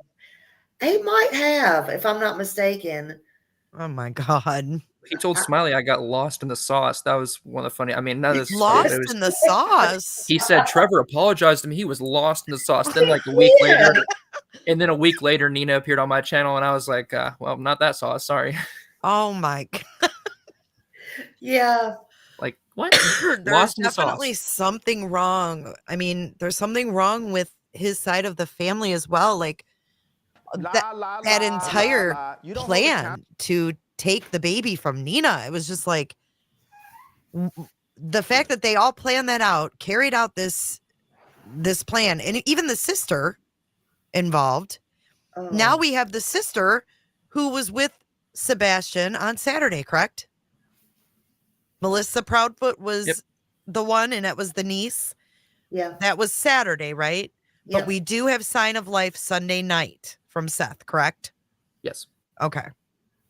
He demanded that. He spent weeks demanding that. I know. I don't blame him. We were talking. He was wanting that. I mean, he kept asking TBI for that last Side of Life, and I guess they finally got to a point where they felt that. My assumption is they that point where they were at, they were comfortable in the investigation showing that, so there wouldn't be anything that would compromise. And they showed him walking out, and Seth was so glad to see that because he just wanted to see his son alive. He hadn't talked to him since Thursday. He just wanted to see his boy alive. Mm-hmm. And he did verify that Sebastian was at school Friday. Yes. I caught that. Is there anything, Smiley, that you want to talk about in particular? No, I just feel like I was thinking that they showed him that, and everybody keeps asking, like, well, did you see anybody like in there, who was in there and all that? You know what? I think Ellie knows who was in that restaurant and could pull that footage, whether it be Chris, whether it be the mother-in-law or whoever else. Because think about this, they have cameras, they just didn't show it to Seth. It might have hurt the investigation. And the reason that I say that is, think about this, they have cameras in restaurants, and I can assure you they have that. If they have it of her and Sebastian walking out, because if somebody goes and robs a restaurant, holds it up, puts people in freezers, you see it all the time. I've seen it in Nashville, everywhere else. They're going to have cameras. They're going to know these things. That's another thing that hit me too. So do they have something they're withholding close to their vest? I don't know.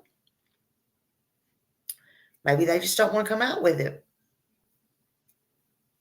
Potato says he was excited about the questions, Smiley,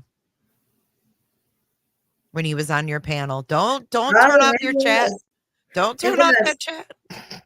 Well, I want the hard questions. I want the hard questions. You give them to me. Yep. Let them fly. Let them fly. Yeah. He said he has nothing to hide, and then they proceeded to tell us they couldn't divulge how many shoes Sebastian has, and he told Nancy Grace he couldn't tell her the last time he was home prior to early February, because somehow January is somehow relevant to this investigation, apparently, and so are the number of shoes. So they're ready for the hard-hitting questions, except for, the random details. Yeah. Okay, Alicia P says, Smiley Trev, searchers have found items in the woods. Seth is heading there. Let's see if anybody's live. Where are you seeing that? Let me I'll mute out for a second. I'll ask someone. I'll ask someone that's there. All right, thanks. I feel if anything is like bad like that he would be close to home, my honest opinion. Yeah. And it bugs me that, and it was in the dispatch call, it bugs me that she did go out and drive around the next morning. And I'm glad Nancy Grace asked, because I couldn't think everything on the top of my head. You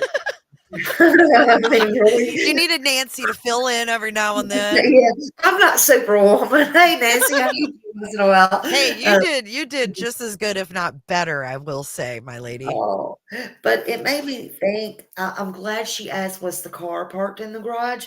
Because if something happened in that house, and we all hope it didn't, but I feel like that. He could have been put in the car, unfortunately, left, and then he was carried out through the car and through the garage. And then whether they met up with somebody or something, I don't know. But it was on the police dispatch, and she did drive around, Yeah, and then so my question too would be, like, when she drove around, did she come back and put her car in the garage and shut the door? Yeah, and I don't know, but I know one thing. I did hear Seth on another interview that Kathy, the mother-in-law, and I feel like they would stand up for Chris, whether he was in Memphis or not, no matter what. And she was there by the time he got there. And that was also on the dispatch that a lot of people was there. So, I'm thinking about the Big D Nina mentioned. Kathy works for him. So it's all very plausible, I don't know. It's just crazy. It is. So many scenarios. I think Chris disposed of him. He is pretty nasty. And another thing I picked up on, Smiley, was when he said he knew that, I can't remember what interview it was now, But he said about him using the belt that he knows the difference between, going overboard and discipline from personal experience. So that told me that his dad or whomever raised him did the same to him. Yeah. Yeah, it's probably a learned behavior, and then by him being in the military, but you just don't do that to a child with problems, and Mm-mm. uh, Then you a just child that's not yours. it's not yours. Absolutely not. Absolutely. Another red flag, Smiley. The fact that Seth says his communication about his son was through Chris, right? Yeah. Red flags. Total red flag. So Chris is in Memphis and he texts Seth, come to the house. Don't be mad, but we can't find Sebastian or Sebastian's missing. Don't be upset. Yeah. Don't be upset, but come over to the house. Even though I'm 3.5 hours away, I'm the one texting you to go to the house. So then Seth gets to the house as soon as he possibly can, and Chris's mom is already there. Yeah. And don't be mad about what? I mean, why would you tell him don't be mad? I mean, Right. it's not. Yeah, what would you be mad about? I mean, you'd be upset because your child's missing. You'd be fearful. You'd be scared. Yeah. Let's find him. But at that point, why would you be mad unless immediately somebody's going to find out you did something or somebody did something? Right. Because you'd be like, we just need you to come over here now because we can't find Sebastian. That would have been all he needed to say. Yeah. But and then it doesn't even come from Katie. Then he was asked, I can't remember who asked him, but said, what'd you do on that drive? I don't know if it was Vinnie Politan maybe, but what'd you do on that drive? Were you calling, to find out updates? No, he said. He didn't talk to anybody and he just drove straight to the house.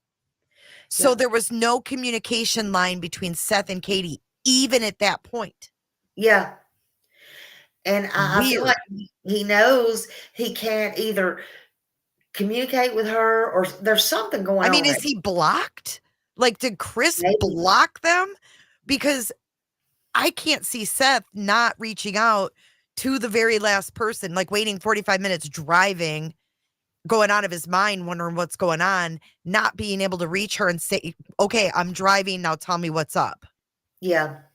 It's just unbelievable. Unbelievable. It just seems like there's this whole blanket of control. And I'm not saying Katie's a victim at this point, but based on what Nina said. Yeah. I wish Trev could get an interview with Rachel. I've heard bad things. Who's Rachel? That his another ex before that. Yep. Oh. Yep. Not good. He told me that she was all still friends with his mom and all that. Not true. Nobody believed that. Yeah. Does he have children with anybody else or just Nina? Nina. Yeah. Thank God. Chris is just I can't even I can't even put words to that man. Honestly, I just think there's so many dynamics that make that man who he is and how he is. Yeah. That I think you're spot on when you say he didn't want to talk to any men. I think that deep down, Chris Proudfoot is an insecure little man. Yeah. I mean, anybody that can put a 15-year or even a 10-year-old child that's not yours over his knee and use an object to hit him with. And he mocked Sebastian on Nancy Grace. He mocked him. He mocked him. He mocked him on Duchess too. Yeah. His goofy smile, and he doesn't know personal space. Like neither one, Katie or Chris Proudfoot, had anything positive. I had no positive takeaway until Seth came out and spoke. I had no positive takeaway on Sebastian Rogers. Yeah. And the picture where they're at the restaurant before with the mom and I guess the aunt and the two children where he's sitting back in the corner like this, and the two kids are on each side of him, but he's in the corner. Don't look like he's in anybody's personal space to me. And he's got kids on each side, and he's backed up in the corner like this, and he's smiling and he's having fun, but he's in a corner. Why, if he can't get in, if he's in people's personal space, he'll be over the kids. You wouldn't want to set him in between kids for sure, for sure. And then he would be in somebody's face. I'm just telling you, I know for a fact. But he seemed fine to me. And his teacher spoke out too, and that was pretty telling. He was a jokester. He was funny. He said the same thing. What was it? Oh my gosh, there was a story I heard about him. Was there a teacher he had with the name Flowers or something? Or there was some story about that, but then the RSO, the school resource officer, he would go up to him every day, and I can't remember where I heard this, but he would go up to him every day and ask him how many teachers he was going to arrest that day. And I heard that, and I thought, you know what? This kid was not a kid that you wouldn't want around. Yeah. He sounds like he was funny. He made jokes, and it was I think it was Seth talking about the routine. He had to have the same, he had to do the same thing every day. And Katie was all over the place. Yeah. And he said when she said go to bed at 9 and she still heard noise at 10, he said that's not, what he needs. There wasn't a routine going on. But even at school, every day, the school resource officer knew that he was going to say, how many teachers are you going to arrest today? And they would both laugh. So, you think about that school resource officer probably is missing that every day. Oh, yeah. Yeah, I'm sure. And he had a beautiful smile, and, he could light up a room. You could tell. I mean, you could just tell he did. I bet you anything. They say he asked for friends, but I bet you anything he had a lot of friends at school. I bet he had a lot of people. I bet it was friends he wanted at home. That's what I believe. Mm-hmm. That's just my personal opinion.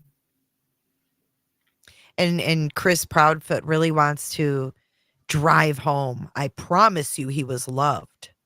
Yes. I guarantee you he was loved. Yeah. Who says that? Like, if I was talking about my daughter right now, I wouldn't need to tell you, I promise you she was loved. Like, it wouldn't even come to my mind. Because I'm not mean to her. I'm not abusive to her. So I wouldn't need to cover that up to kind of put that forward. It would go without saying. So he gives himself away with everything he says. Yeah.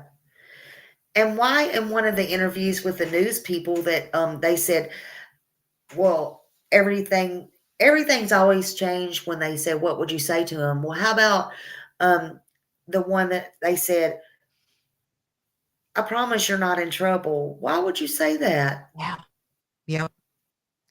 Yep. You know what? Another one that got me when he said, what? The door's unlocked, buddy. That door's unlocked and waiting for you to come through it. Yeah. And I thought, versus what, Chris? Him being locked out, maybe? I don't know. Yeah. Yeah. That door's unlocked. Like, what? Yeah. Yeah. We heard they locked him out sometimes, which is strange. Mm-hmm. And he didn't have the combination, and I asked that too in my interview. He didn't have the code for the back or the garage, supposedly. So weird. Yeah, so that door's just unlocked, son. Yeah. I guess I'd like to know from Chris Proudfoot, is the door still unlocked? Yeah. Because how's the boy gonna get in? If y'all are gone. If you're gone and the door's locked and he doesn't know the code. Yeah. Exactly. Yeah. Very disturbing, you guys. I don't know, Smiley, if you saw my 50 Shades of Red Flags. No. Oh, you haven't seen it? You're gonna have to check it out. It's about 44 minutes, and it's literally 50 red flags. Okay. And I want to see if you have any thoughts on any of those after you watch it. So you're going to have to promise me you comment after you watch it, because I Okay. want to know your thoughts, because the team pulled literally 50 clips. Some of Oh. them are you, some of them are Duchess, but all of them are red flags. Some of them Okay. are Olivia. So it's really interesting to hear it all put together.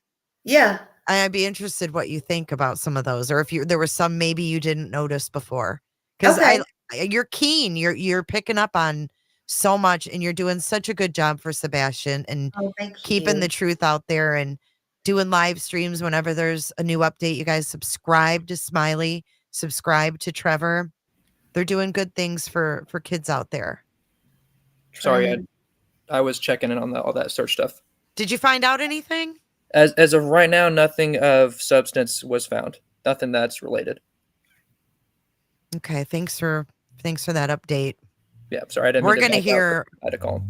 we're gonna hear a lot of stuff probably coming up. La la la la la. Yeah. You don't hold a count. Here's another comment. Curiosity said, they said Seth is on his way right now to Texas Roadhouse because they found some items behind there by the water. TikTokers found it or something, flashlight and underwear socks. So I don't know if that's the same thing, but this is gonna get crazy, y'all. It's gonna Mm. get crazy. But I mean, at least Sebastian is being talked about, and people are looking for things, and it's being, reported back to his dad. Yeah. And I'm so glad. And there's a lot of people there searching right now. And I think the, like that big search went on with the police and everything right after the press conference, which they said they had that a couple of days before playing. I rolled my eyes at that. That was another thing they kept close to the vest, which made me think, they're working. I think that was a pressure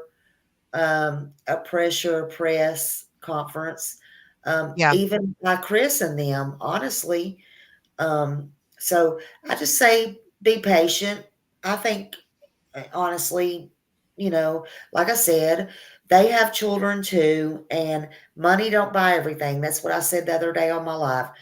Money and power don't always buy everything. That's why it's not important to me. And hey, these kids are what's important. Sebastian's what's important, and I really believe he'll be found. Truth is the truth is the truth. That's what I always say.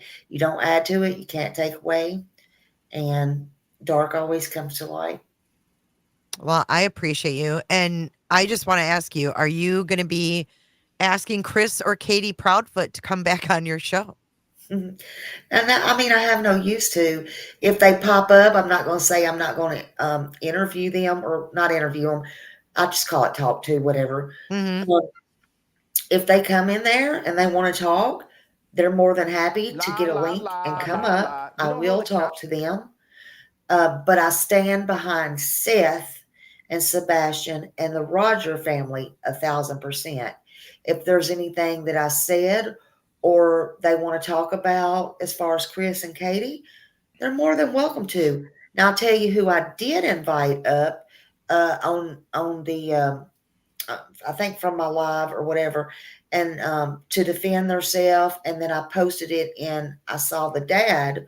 That's Katie's parents. If they want to come up on my live, they're more than welcome. That's to the get Pains, right?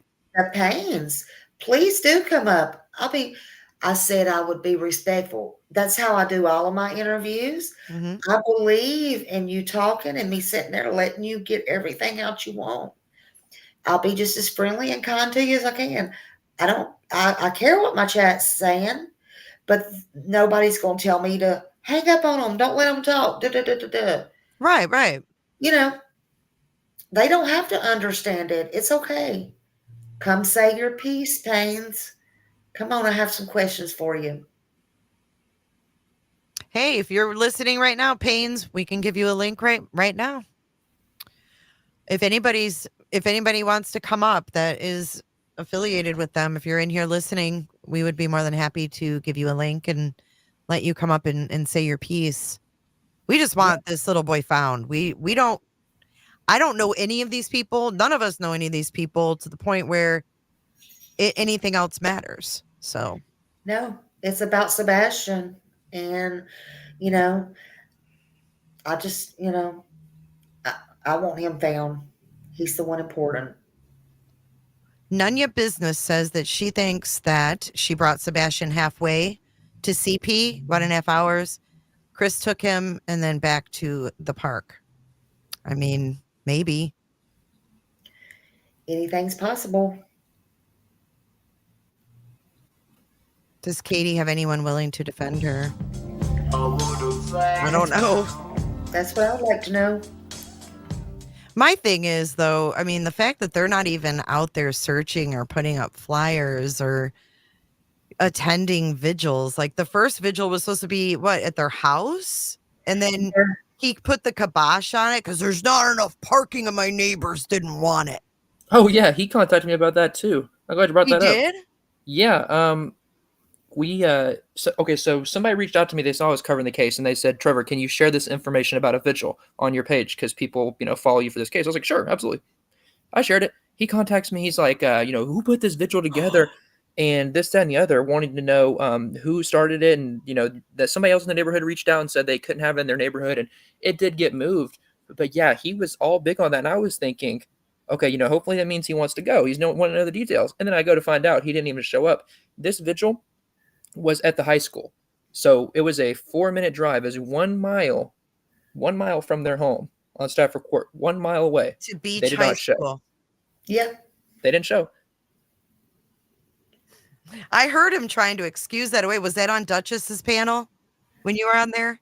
And he was like, about the parking and his neighbors didn't want that. So he asked them to move it, but then they just don't even go. Yeah, and he claimed security reasons, but I that's a different Chris Proudfoot than the one who was on the call with me telling me he dares people to show up to his house. I mean, security reasons, but he was telling me this is the last house you want to show up to in Tennessee. I was like, all right, big head, I don't care what you like. Can you focus on Sebastian? I mean, all he wants to talk about is himself, and he demands public apologies. That's he wants everybody to apologize if we're wrong.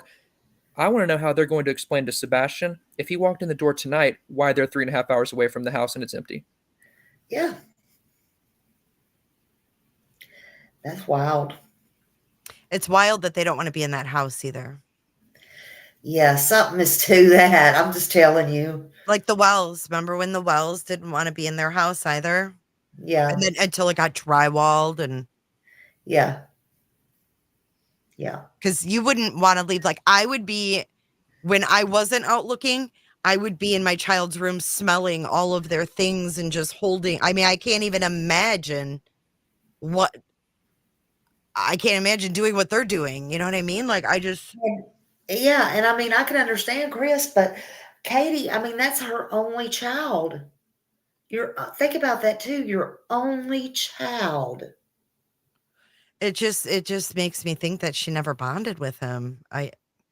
Yeah. I don't know how I mean, it was interesting too. Another thing Seth said on Pascal last night was that when Sebastian was a newborn, that he was staying at home and she was deployed and he was bottle feeding Sebastian and stuff. So if she wasn't around, she could have missed that whole bonding time with him. Could be. Yeah. And I don't know anything about autistic children, like when they're babies, but are they harder to bond with or easier? I don't know. Like, do they cling on to somebody more, like would he be more prone to, like, if Seth was kind of the caregiver, to be closer with him versus, I mean, it would depend on like if he was like a little baby, I mean, he might be a daddy's boy, but I mean, they still need their moms and dads. I mean, they're going to know who their mom is just because she's gone to, she it's still just seems cold to me. Just, yeah, it's just that's it. She just seems so cold. I don't like the food references either. Like, he had a colossal popcorn and I had to put groceries away because we had to get snacks because, he's 15 and snacks.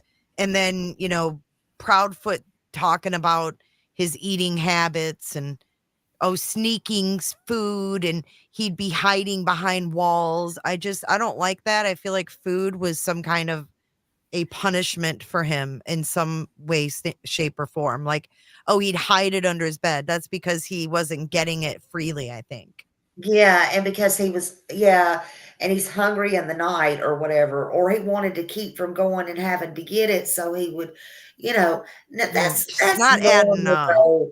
That's normal. Yeah, I mean, kids eat snacks, but the Yeah. way she made we had dinner, made sure we went to dinner. He had a colossal popcorn. I made spaghetti pancakes in the morning. Just all these food references.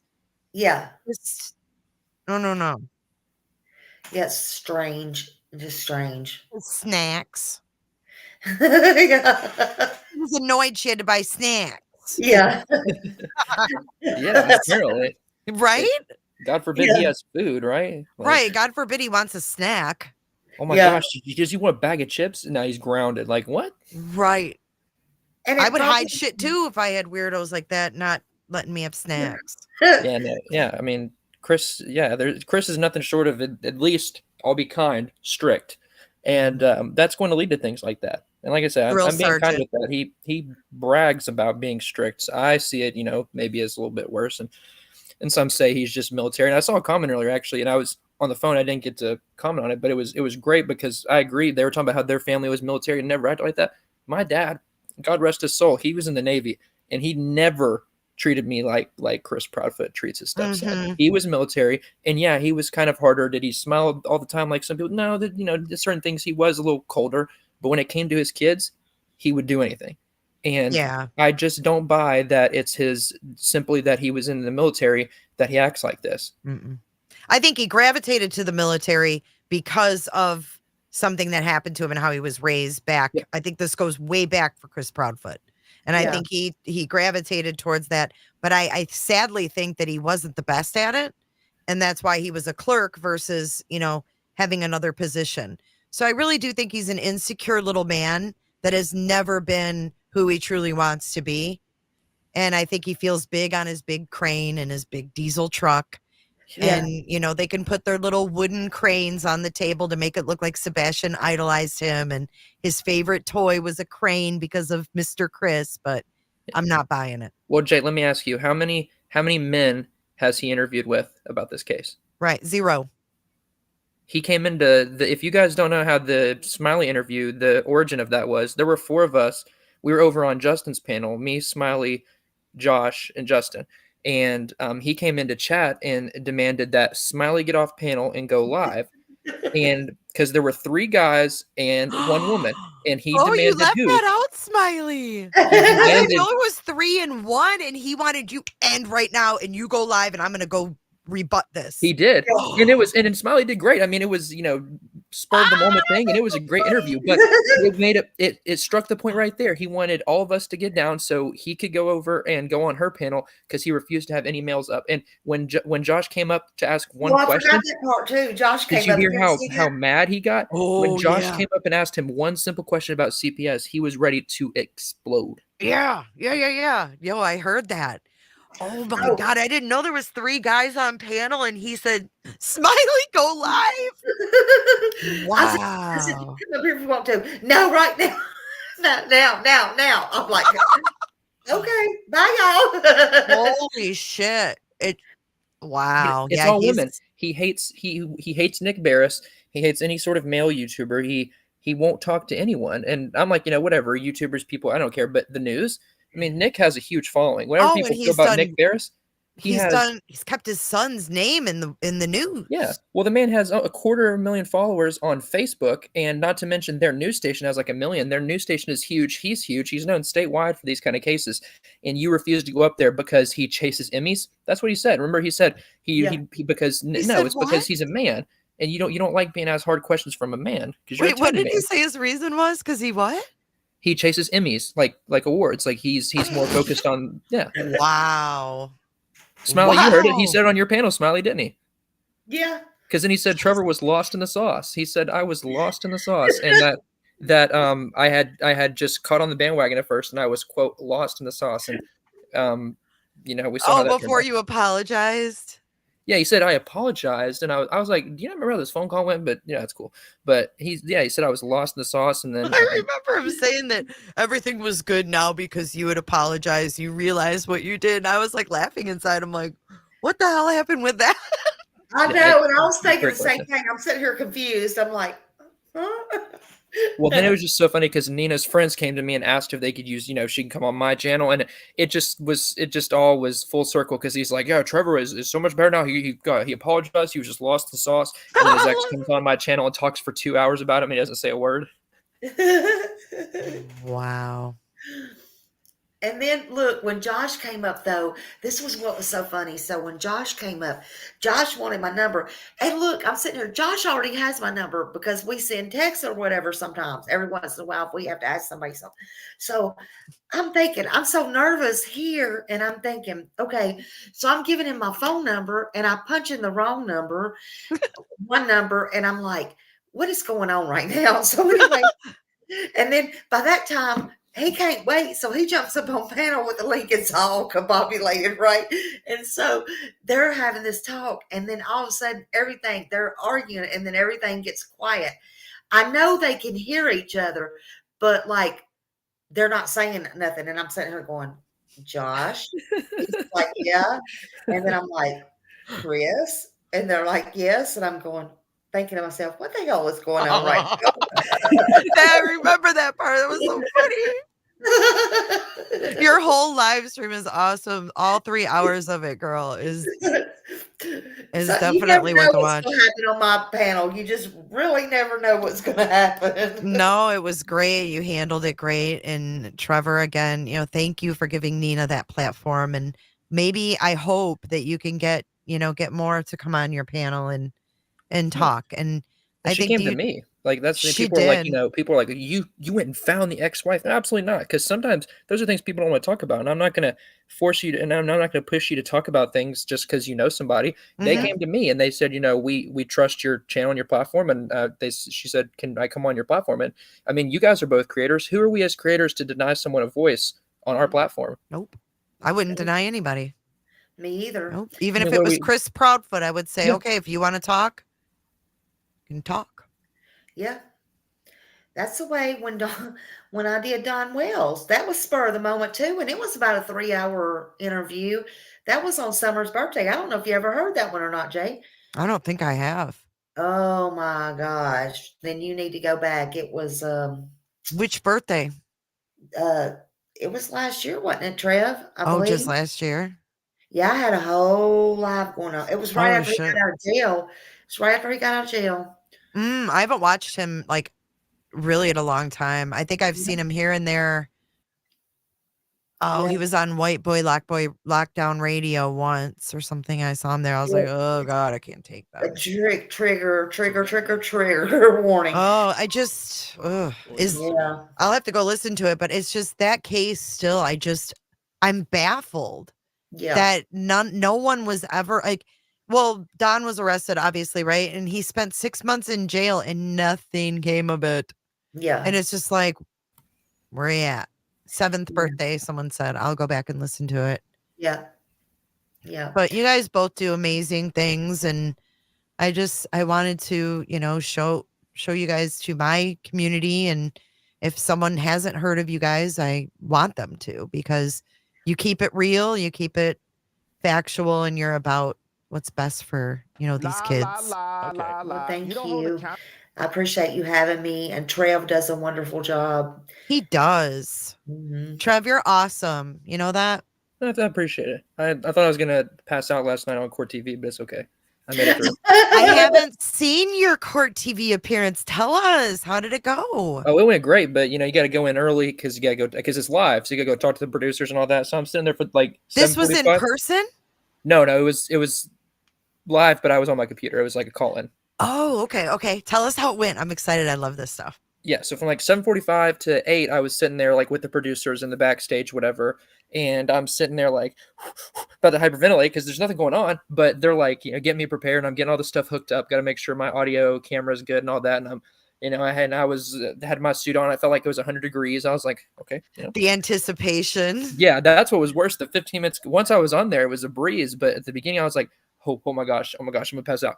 Got to it, and Vinny opened up, and we came on, and it went great. He talked about Nina's interview, and I thought that was good, just for the simple fact that it put Nina's story on the national stage. And I think that for her to come forward, I want every ear that can hear it to hear it, because it's a lesson too. Like I told my sister, I was like, listen to this. Like there are people that are like this, and there are people that are like Chris in the world, and that will do things like this, and families that are like this. You need to be prepared for yourself. I don't want anyone to be caught in that. And she's shared her story for that reason, to help her daughter, to help Sebastian, but also just to share her story, because she's been living this for almost 7 years. And the more you talk about it, the more people are going to be comfortable, coming forward when they're going through things like this and asking for help. Yeah, I had hundreds of people say that they've been in situations like that, and they felt, empowered by her story, that they felt comfortable even just leaving a comment saying, I've been through something like that, or an email to me saying that or a message to her, people contacted her and just, said thank you, because it gave them that power. Actually, just real quick, the reason I got involved in all this kind of stuff, even just coming on YouTube, any of that, prior to Summer's case, was there was a classmate of mine and her mom that were killed by their domestic violence abuser. This is Rachel? Is it Rachel? Do what? Was her name Rachel? No, Gabby. Gabby. Okay, I remember. I was going to just bring this up. It's so funny you bring it up. I don't know why I was thinking Rachel, but I remember this is how I originally found you, and I was going to say, please share your story of your friend in her murder and what made you be such an advocate. This is such an important story. Yeah, this is what pushed me in any of this. Is she my high school classmate, and her mom, both. Gabby was. Everybody, when somebody passes away, you obviously shine a light on all the things they did. But Gabby was truly one of those people that just was positive to everyone. She sent messages to people she barely knew just to encourage them. She was the loudest person in the softball dugout. She always held little Bible studies to get people closer to the Lord. Amazing person. And she and her mom lived the life of as under a domestic abuser. Her stepdad was abusing them for quite some time, and at the end of he had to get kicked out. They had got an order out, and charges were filed, and it was so close to him finally being held accountable, then being free. Well, he found out he was being charged. He drove down and took both their lives in his own. And so ever since then, stories like Nina's especially hit me, and it's just something I told myself, I can never be quiet about this kind of stuff. If I can help, even just by screaming about it, telling people about it, whatever it may be, I'm always going to do that, because I would give anything to be able to go back and save them, and I can't, and none of us can, and we all wish we could. But I'm going to make sure I play my part in, helping someone out if I can. Sure. And how old are you now? I'm 22. So when you first came on the scene was with Summer. When I first saw you, that would have been 3 years ago, almost. Yeah, nearly. So you were a teenager? Yeah. No wonder I was so impressed by you. I remember now, I was so impressed by you, what you did with your friend, for your friend. And then you were, helping out with Summer. And now I remember you're super young. Wow. You are an amazing guy. Thank you for all you've done. Thank you. I really appreciate that. And like I said, it's just, it's just our part. I feel like we all can play our part, because, these people that don't have a voice, no matter what situation they're in, whether it's a domestic situation like that, or you're talking about a missing child, these people don't have a voice. And, like I said, I'd give anything to go back and give Gabby and her family a voice, but none of us can. And I think I sat 10 feet back from her casket at her funeral. I remember sitting there and just it hitting me like, this can't happen again, and can't prevent everything. But I was like, I'm never going to not try to play my part. Aw, thank you so much, Mama She says, Trev is my little bro in spirit. Please thank him for being the best human. Love you, Mama She. And I agree, Trev. You're an amazing guy. You definitely are an old soul. Very wise beyond your years. And we're all going to catch your Court TV interview. Is it on yet? Was it live? Yeah, it was live. It should be up now on their website as well. Oh, we're all going to have to watch it. Go check out Trev on Court TV. That is so amazing. You deserve it. You deserve that. And Vinny's so sweet. I love Vinny. Is. Oh, He's all great. about these kids too, you know? Yeah, no, he's great, and he's no nonsense. He's 100% about the facts and about finding these kids, and that's why I was so honored to be able to be on there with somebody like him, because it's 100% about these victims. Yep, two good peeps. Two good peeps I had on my panel tonight. Thank you so much, you guys. I really, really appreciate it. Thank you, Shell, for reaching out to Smiley, and thank you, Trev, for agreeing to come on as well. Yeah. You guys are amazing humans, and I love celebrating amazing humans because they are few and far between here in the YouTube streets. Thank you. So thank you. And, anytime, man, anytime you guys want me to spread some awareness for anything, I'm more than happy to do that. And I know you're not one to sit here and pat yourself, someone do it for you, but I know your community knows you, but thank you for all you do. You've got a huge platform here, and you give, like I said, I watch you a lot, and you give a voice to a lot of people and cover these cases well. So thank you for doing that. Thanks. I love this. I want to say this one thing. I remember when I first come on, and I didn't know, and I'm still learning, but when I first come on Summer Wells, and I didn't even know what streaming was. I figured it out the other day, actually. Like, you're a new streamer? Yeah, I'm a new streamer. Like, oh my gosh, you're doing so good. Yeah. So, I was like trying to record. I call it recording something from the big TV, and I was streaming. I was recording you. And I guess that was straight. I don't know. But I'm like, oh my God, Jennifer. And I use your name. I'm like, oh my God, Jennifer, I hope you don't strike me. I would never strike you. So funny. Oh my God, Jennifer. You're so cute. We love you. We love you guys.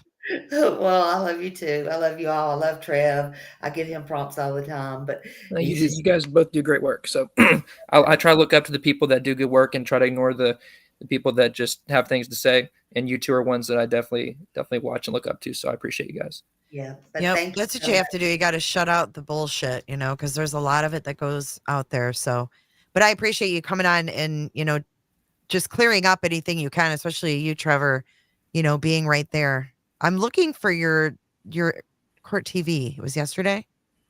Yeah. I'll see if I can. If you have a link. Is it 7 hours ago? His mom is... Nope, that's Sebastian Rogers' dad. Let me see. They haven't put it on YouTube. I'm not sure if it's on their website. Oh, it's not on YouTube yet. Okay.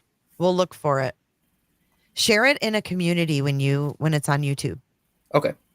And then we can all see it. I'm so proud of you. Thank you. What an amazing thing. What an amazing thing. Yeah. You should be. And don't ever feel ashamed to be excited for the good things that you do and to celebrate yourself. Okay. Don't let anybody say, oh, clout chasing. I hate that shit, man. Celebrate what you do because you do good things. Thank you. I appreciate that. All right, guys. Well, thanks for coming up again. And we'll be in touch. I'm sure we'll see each other around here. And have a great weekend. All right. You too. Thank you so much. You're welcome, guys. All right. Bye-bye. Bye, Smiley. Bye. Bye, Trev. You guys, what an amazing panel tonight. What an amazing panel. I'm so excited to see. I'm going to see if I can find his Court TV on the website because I'm really excited. I'm going to try one more way. 24 hours ago, it should be on there. Hello, Myron. Sebastian, Strong, Stacy. Thank you guys for all your support tonight. God, another lawsuit for Diddy. Let's see. It's not exactly the easiest to find their... Okay, closing arguments. I found Vinny. This must be it. April 4th. Nope. It's not on here yet. I don't see it anyways. The latest from Vinny is April 4th, so we'll be looking for it. You need the link to the Dragon Panda. Thank you so much. You need the link to what?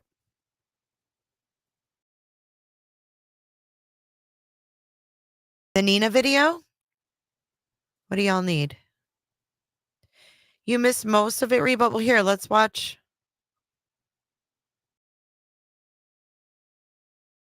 Reba, you can rewind. Thank you so much. Okay, do you want the link to it? Let me get that.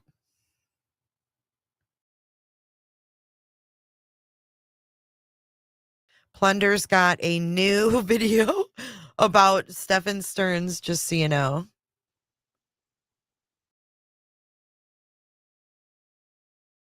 Thank you, Beauty Skincare. She said you were amazing on the Mean Girls Murders. So if you guys haven't checked it out yet, on ID, there's a show called Mean Girl Murders. And I was on episode number 2.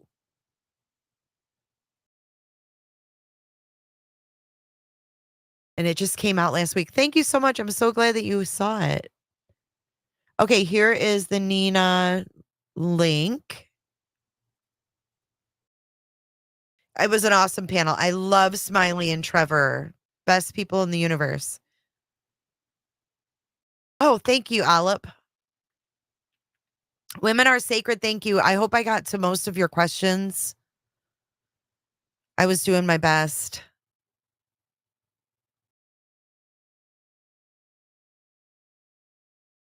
Yeah, it's really long, but you could probably watch it on 2 times speed and be okay.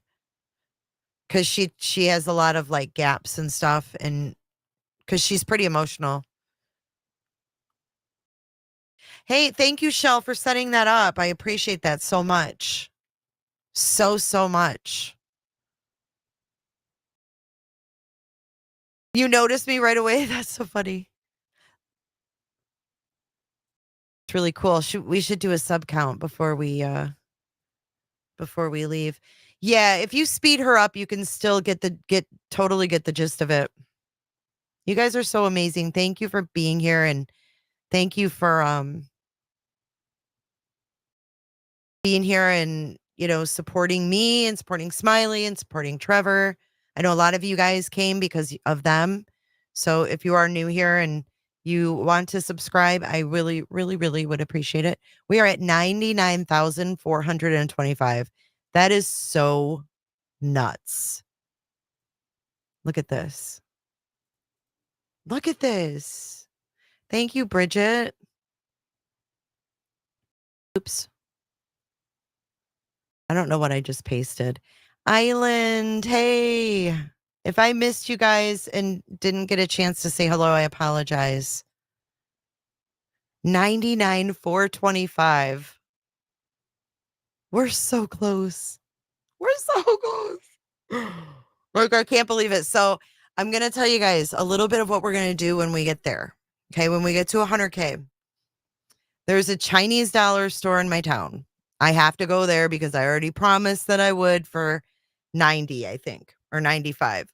So I have to go to the Chinese dollar store, and then we're going to do like a Q&A type live. And then I'm going to give you guys my hotline, and I want you guys to call the hotline, and mods, you can put the hotline up. Leave me a voicemail and tell me how you found my channel. Whether it was tonight, say, hey, I found you when you had Smiley and Trevor on, or I found you during Gabby Petito, or I found you because you auto played or something. I want to hear how you found me, and I'm going to play your voicemails on that live, and then we'll do a Q&A. And Poon, I'm going to the dang Chinese store for you. I know we're so close, guys. I just can't believe it. I just can't believe it's actually happening. It's pretty wild. Pretty wild. I never thought that we would get there, but the link to join membership is in the chat, and if you are a member, You can join Discord, and we're doing watch parties. So tomorrow, listen up. Tomorrow, 7 p.m. Eastern Standard Time, we're watching. Thank you, Mama Bear. We're watching the Hell Camp. La. You don't hold a count. Thank you, Suspicious Mind and Kaylee. Ah! We need to have like a sub. You're awesome. Like a, what do they do when they have like a bunch of people like sub? Margaret. Margaret, I want to see you in Discord tomorrow. We're going to 7 p.m. Eastern Standard Time, Hell Camp on Netflix. It's about, or is that a cigar? It's about these wilderness camps for teens, and it's very concerning.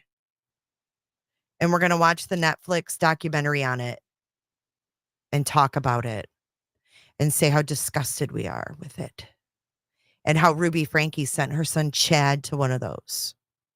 So join us in Discord tomorrow. If you have any problems, let us know. You can shoot an email. You can leave a comment. We'll help you try to get into the Discord. And hey, Ryan, bring some brownies tomorrow night, Bubba. How can you be so upbeat? Asks Mara. Am I supposed to be crying, Mara? What do you mean? How can you be upbeat? Thank you, Margaret. I don't know. Maybe it's the medical marijuana.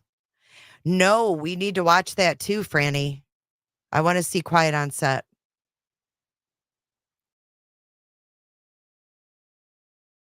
He did? Chad made a TikTok laughing about his mom's sentence. You need help? Okay, Ryan needs help. Ryan, you can either email or comment on this video and someone will help you. Comment in the comment section, okay? Reba, you just tattooed for 8 hours and you're wide awake. Like, how can you be so upbeat? Like,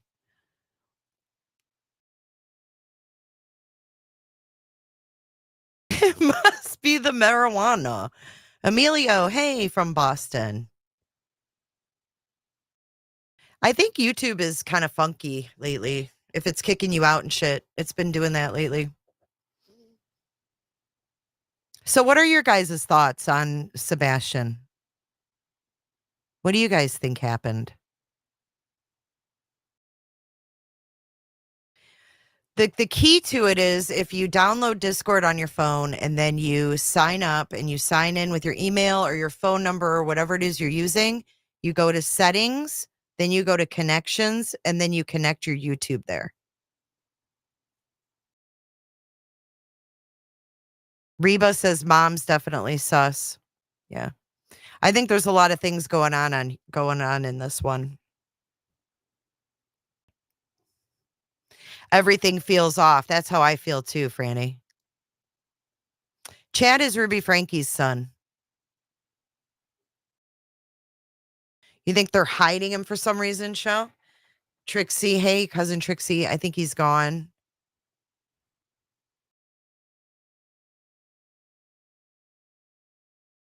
I know Proud Feet seem confident he won't be found. Yeah, they're very confident. You think he was taken in a car by home by stepdad and is no longer on Earth. Haven't been looking for him at all, but dad's been looking nonstop. Not sure dad's completely innocent.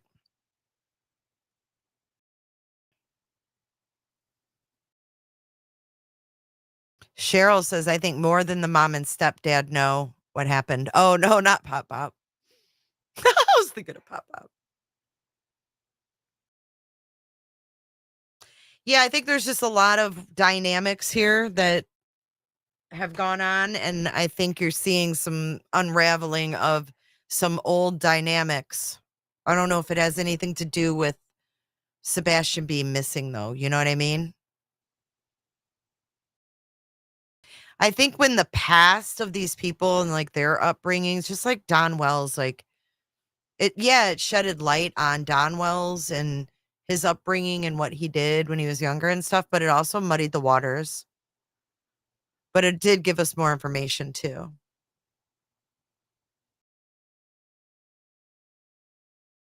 If they did lock him up, they don't seem concerned that he will be found dead or alive. It doesn't make sense. I still don't like that dog dove in that water. I don't like that. It is, Mama Bear. You're damn straight. Emilio says stepdad works in construction and he is able of hiding things under concrete. But how is he going to hide it from all those coworkers on a major construction site like that?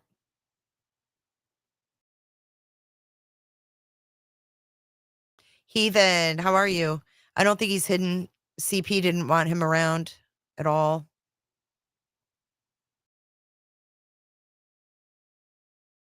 Yeah, Ryan, try when you're rested. We'll help you. Hey, Jules. Kaylee. All right, guys, I'm going to wrap this up. We've been going a couple hours. Thank you so much. We hope that Sebastian is found very soon. Hopefully safe. Even though it's getting more grim and more grim by the day. You think he hid out somewhere? I don't think she cares enough to institutionalize him. That would really mean that she would have to go way out of her way, and I just don't think that's the case. Not if she's letting her husband whip him with a belt. Chris Proudfoot, you are a POS. It is intriguing that the garbage collectors found heavy bags. Oh, that's one thing I wanted to say before we go. When Trev said that there was a video, or no, maybe it was Smiley that said it could have been Katie in black. I don't know. One of them said that. And I was picturing Katie taking out the trash and possibly putting Sebastian in the trash.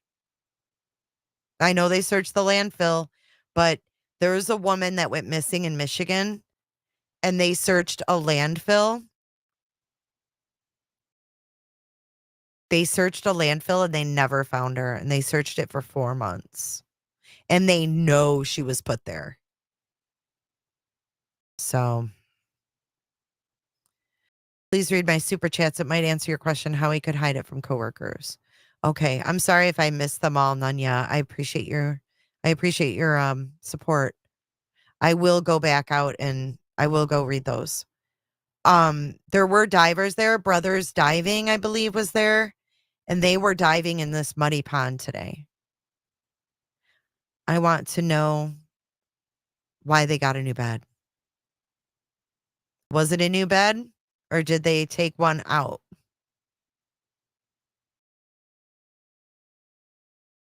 The cops searched the landfill.